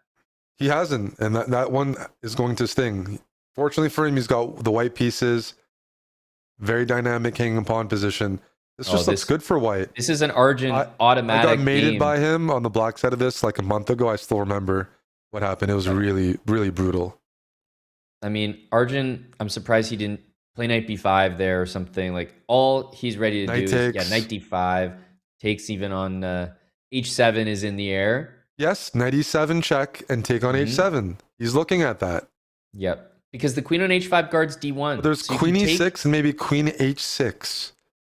You have Is that knight the solution? e7? Queen e6 and queen h6. Wow. Is that the only solution? But if it's a solution, it's what's the move here? Wow. What is going on here? Look at what you need to do, what you need to find in order to beat these guys. You have to find a way to maybe just h3. Yeah, exactly. Okay. You're He making was a down draw. 10 seconds. The pieces are stable. I get it. Totally understand. What an exciting couple. I mean, the last couple games were 2 draws, and they were some of the most entertaining in this match. 10-8. Don't forget about that match clock because I find myself absolutely glued to the action. I'm losing sight of it myself. 7.5 minutes. Win by 2 is necessary. Currently, that is the margin. So every point that Alireza wins, Arjun has to get back. And this is one of the most risky openings. The Pirates just inviting this H-file assault. Arjun's played it once, mixed results. Here, he senses the moment, going for a win with both colors, but I don't like his position. No, this is one of the. I mean, he just kind of had one of his best, and he drew it. Now he's got one of his worst. Wait, do you take needs on to survive e4? again. Is he taking on e4 twice? Yep, he will. Bishop f5, king. Yeah, that's a nice move from Alireza. Unfortunately, he just can't find a way to use the b file and attack. Ooh, if Trade I was gonna say, if favor. the queens trade, that really helps. But white's safe. King a2. There's not a lot of danger overall. And actually, yeah, the queen trade. He's gonna gobble that up Rook instantly. c2 or rook here. He's looking to double, but the knight on b6. Arjun's down 10 seconds. This is tough. If you think about the games, he had that good position, didn't win it. He has a bad position. Alireza This is a does good win attempt. it. I respect this attempt, though. Challenging move. I'm on rook f2. I didn't see this coming. Where do you Knight move? c3. You can't. Exactly, He's up but you on don't time want to now. take. You don't wanna Alireza's in the take. tank. He's posturing Rook up. He g2 doesn't is even see a coming. move. He's winning the race. You can take And play knight b6. Rook takes and knight knight b6. b6. Yes. He didn't need the king move. And Now rook f1. push the h pawn. This is a crazy race. Oh my goodness. Oh, Alireza, so good at these positions. But black doesn't. You have oh, queen. is he gonna... You're gonna get queen g2 checked at some point, Yeah. or you'll lose on time. I don't see it. He's gonna hide the king in the corner and shuffle. I mean, you can pre-move his black. Check. He's got to play check Pre-move. and queen. He wins the queen. He pre-moved correctly. Oh my goodness. He's got to take on He's d4. done it. He won He's a done bit. it. Oh This is my the second goodness. win with 0.1. Arjun How has did he this do that? gear. When he's under a second, he's a demon. Arjun Erigaisi is showing up as the player who's getting the victories with less than a second on the clock. You'd always favor Alireza in those moments. But Arjun, he's so locked in. He absolutely kicks it into a different gear. He's been practicing bull. If he tells me he isn't, I'm jealous because those instincts are immaculate. 4.5 minutes. He's now shrunk the lead for the first time that I can remember in a long time to one single point. There's a bit of a buffer that he has now, but every single game is important. And Arjun style, Eric, G4, doesn't care about the position, the pieces. He's going all in, and he's sticking it to Alireza, queen h5. Yeah, you don't want to touch those hanging pawns yet and give those knights some squares. Watch out for that. Knight f6 is coming as well. You can just sack that piece right Knight away. d6. Rook d3 to h3. Oh, this is a nice move. Then knight d6. Even though there's that long diagonal, the knight covers the queen Yep. and bishop from getting a Sack battery. is coming. f7 and maybe bishop e6. Will he There's trust some that? pin. There's a pin on e5 that maybe works, but yes, Yes. that looks good. Yep. Now though, bishop c4 if he wants to keep the material. Huge How move do you coming. add more pressure? f7 is loose. Arjun needs a move. That's a good move. Yep. d5, h5, d5. g6. Oh, I'm surprised he didn't play d5. He can d5, still play it. h6. He wants to set up d5. Is he covering the checks? This is so crazy. I'm He's shocked covering- d5 hasn't G3 been is played. covered. He needs to play Check. it. He's setting up rook f6, h2. rook h2. Rook Yes. h2. He's got this Then rook move. f2. Queen check, rook f1, f2. He's got it He's gotta move covered. the rook. Incredible. The rook, And now this you queen can't move the h7, rook, queen it's mate. f7. There's 3 unstoppable seconds mate. ticking What down. a find by... Oh, it's a tie 3 match. minutes remaining. There's only going to be 2 more games. This match is tied, ladies and gentlemen. We are witnessing one of the greatest comebacks, but witnessing. It's still in progress. It's not over. Alireza can win 2 games right here, and it's all for nothing. So Arjun Erigaisi has to lock in. Well, we have to talk about Alireza. How's his mental state right now? This is something he hasn't dealt with. Yep, he's been behind, but usually in the closing moments, that's where he's clutch. That's where Knight's he brings coming it to back. e4. Okay. He takes. This is such a. That's very risky provocative. move. Rook e1, then you move your queen back. It's incredible. The queen is in line with all the pieces, but no problem. Rook takes. Oh, there's on a E1. tactic. You can take f6 and at least you mess up the structure. Yeah. But for a So- pawn, I mean, this is definitely worth putting up with. It is. It's whichever position's easier to play. And to me, it revolves around the knight on g5. Will Arjun find a good square for that knight? Because the bishops look great. It's that knight needs to... It might go to Queen f8. F4. Knight No. f8, Yeah, I'll take F8, it. good point. But Good point. as soon as you win a pawn, I favor queen e3. I guess queen takes h4. Yep. Arjun's fighting Win it back, back. here. Queen Knight might go to G3. e6. Queen g5. If you trade Are we that seeing a bishop, repetition? if you trade the Arjun, light squared bishops, He's this down helps 2 black a seconds. lot. He needs to speed up. Alireza's speeding up. Uh-oh. Arjun needs to do that. Uh-oh, That was the a huge bishops are getting mistake. stronger. You can take on g6, and then on f4, this is completely over. But he's offering a queen trade. Okay, that's really I good don't for mind it. He's up Alireza, on but time. let's see the mouse skills from Arjun. It means that he can't mess this up. I think he's totally got this because now you can throw in b5. It's just so hard to predict when you're going to play that move. Yeah, it's Make sure you don't difficult. repeat moves. Yep. And Arjun does the right thing, but He tried. yep, Alireza was there. Nicely done from Alireza. There's going to be another game, which means that only Alireza can win this match, and he can do it right here with no tie breaks needed. If it ends in a draw, or if Arjun wins this game, then we will have tie breaks. Yeah, and he's bringing out the King's Indian. Not happy with the hanging pawn positions. Arjun making an impact on the repertoire here. We get a classic King's Indian, kingside attack for black, white crashing through on the queen side, and both players love this style of chess, but certainly favors Arjun because he wants to play in this style anyways, that he's getting these dynamic positions. Yep. Yeah, the pieces are invading though, and the annoying thing is you can't play g4 until the h-pawn is there. This is a disaster. This without for the light Alireza. squared bishop, Arjun crashing through, doubling up, penetrating with c7. Yep, He's easy. way faster. This is a losing position. You also have rook c8.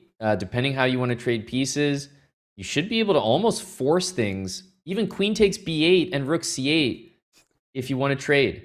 Arjun's not phased at all. What a nasty move. The rook is loose. You take d6. You go knight f7 check. You take e5. Everything's collapsing. He's taking all the pawns.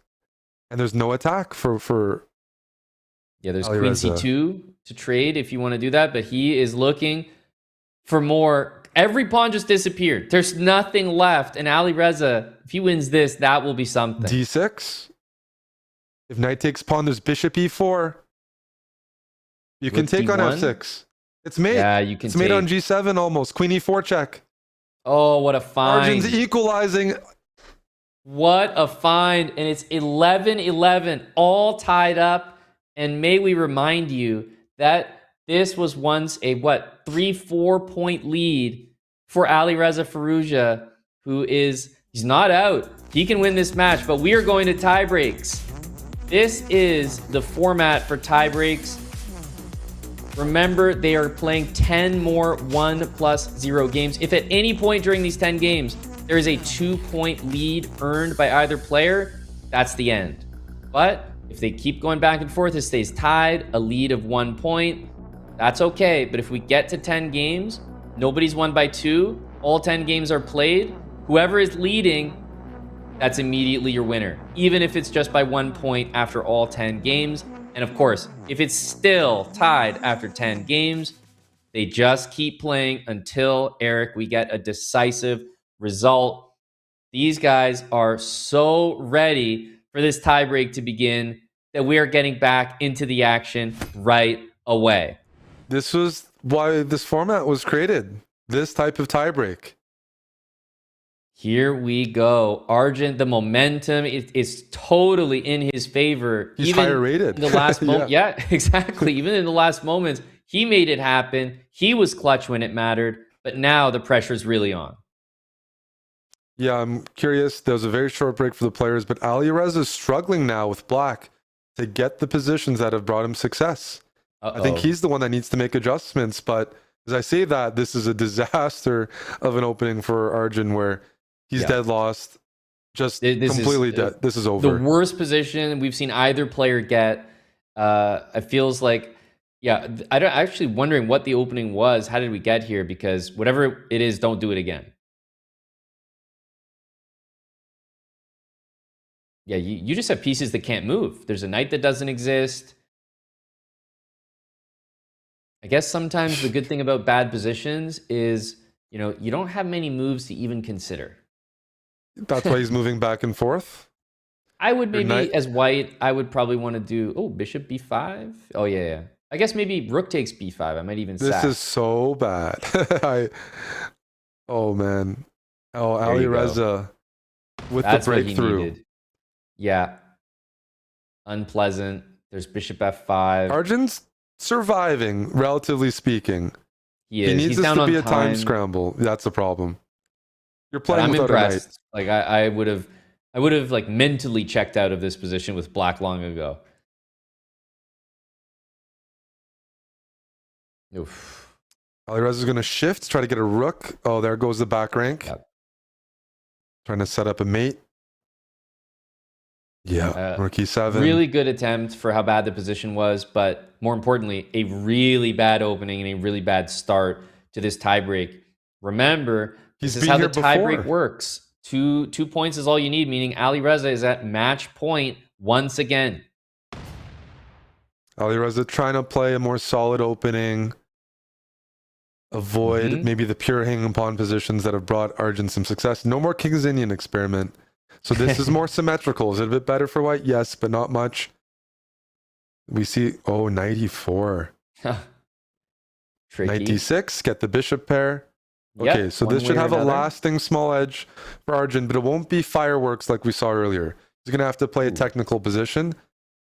Didn't trade. Yep. The knight can Well, come back to c6 now. Okay, but you trade and you play f3 and you claim a Yep. comfortable advantage at some point here. Just two The bishop's bishops. going to retreat. F3? F3, E4. Looks E4, really yeah, good. we're liking this a lot for Arjun. Alireza's playing without good minor pieces. Mm-hmm. Bishop might go to e5. Watch out for bishop. Okay. Yeah, you can bring the king, like king e3, H4, H4. G4, yeah. Bishop This E4. is tough.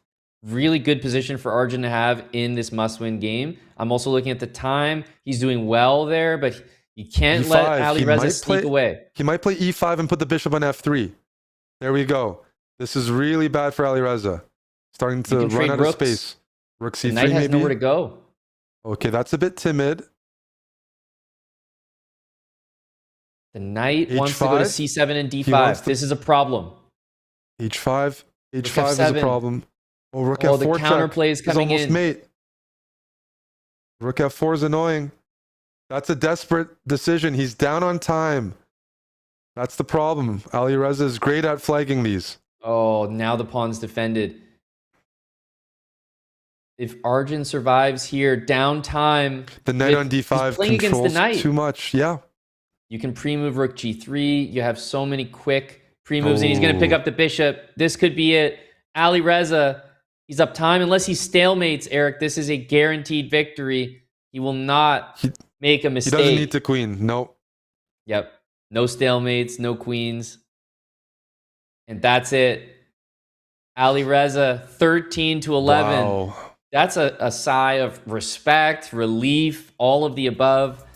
Alireza, I mean, we can't say that he hasn't faced adversity. He has looked good in all his matches, but so have his opponents. But Alireza Firouzja is inevitable. He is the winner in this winner's final. It had to go to tiebreaks to get there. Arjun did literally everything, but it just wasn't enough. 13 to 11. Your grand finalist, Alireza Firouzja. And that means that the name Arjun Erigaisi drops down to the loser's final. And you can see the path, the upcoming matches that we're going to be covering tomorrow. That's it for today, but tomorrow, Nihal Sarin against Andrew Tang, loser semifinal. Then the winner goes on to play Arjun Erigaisi.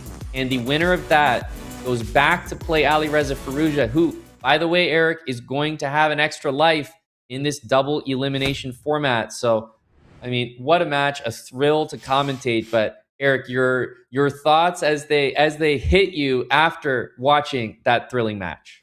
It took a while for Arjun to get settled, but once he did, we saw his qualities that make him such a tough opponent in all formats of chess. He brought it to Alireza, and time again won these clutch games. That clutch factor is hard to understate. The amount of times he had to win, and White throwing the pieces, finding these critical variations, that was incredible. We haven't seen the side of him because he hasn't played a lot of these Bullet Championships, but I'm so glad that he is in the tournament and we get these fantastic matchups and we have another day to go. Yeah, we do. And, you know, I'm starting to think about all the different players. Like, you have recency bias. You see a match, oh, that's the guy to beat. We watched Nihal. He looked indestructible. And then we see the other side of the coin, completely different play style. You talk about Nihal, how he almost never makes a mistake. Arjun's games are full of, you know, engine mistakes, but he goes right for your throat. He was attacking almost every single game. Yes, he can get down 4-0, 5-0, but that same style will bring it right back. That's just the risk you assume by playing that way. Arjun's done a great job, and I think that my takeaway from this is that Alireza really is still as strong as you think he is. As good as Arjun was, Alireza was better, but Arjun, in those final less than 1 second moments, how incredible was it to watch him flag multiple times Alireza with 0.1 on his clock? That's something that I did not know that Arjun had in his arsenal, and it's going to serve him well if he hopes to get back for that rematch against Alireza in the grand final. But it all wraps up tomorrow, Eric. Day 4, the final day. Our coverage will continue, same time, same place, right here, 12 p.m. Eastern, Bullet Chess Championship. We already outlined the matches. Those final 3 are going to take place tomorrow, and we can't wait. We hope to see you there. That is all from us for today, and we will see you guys tomorrow as the Bullet Chess Championship concludes. Bye for now, everyone.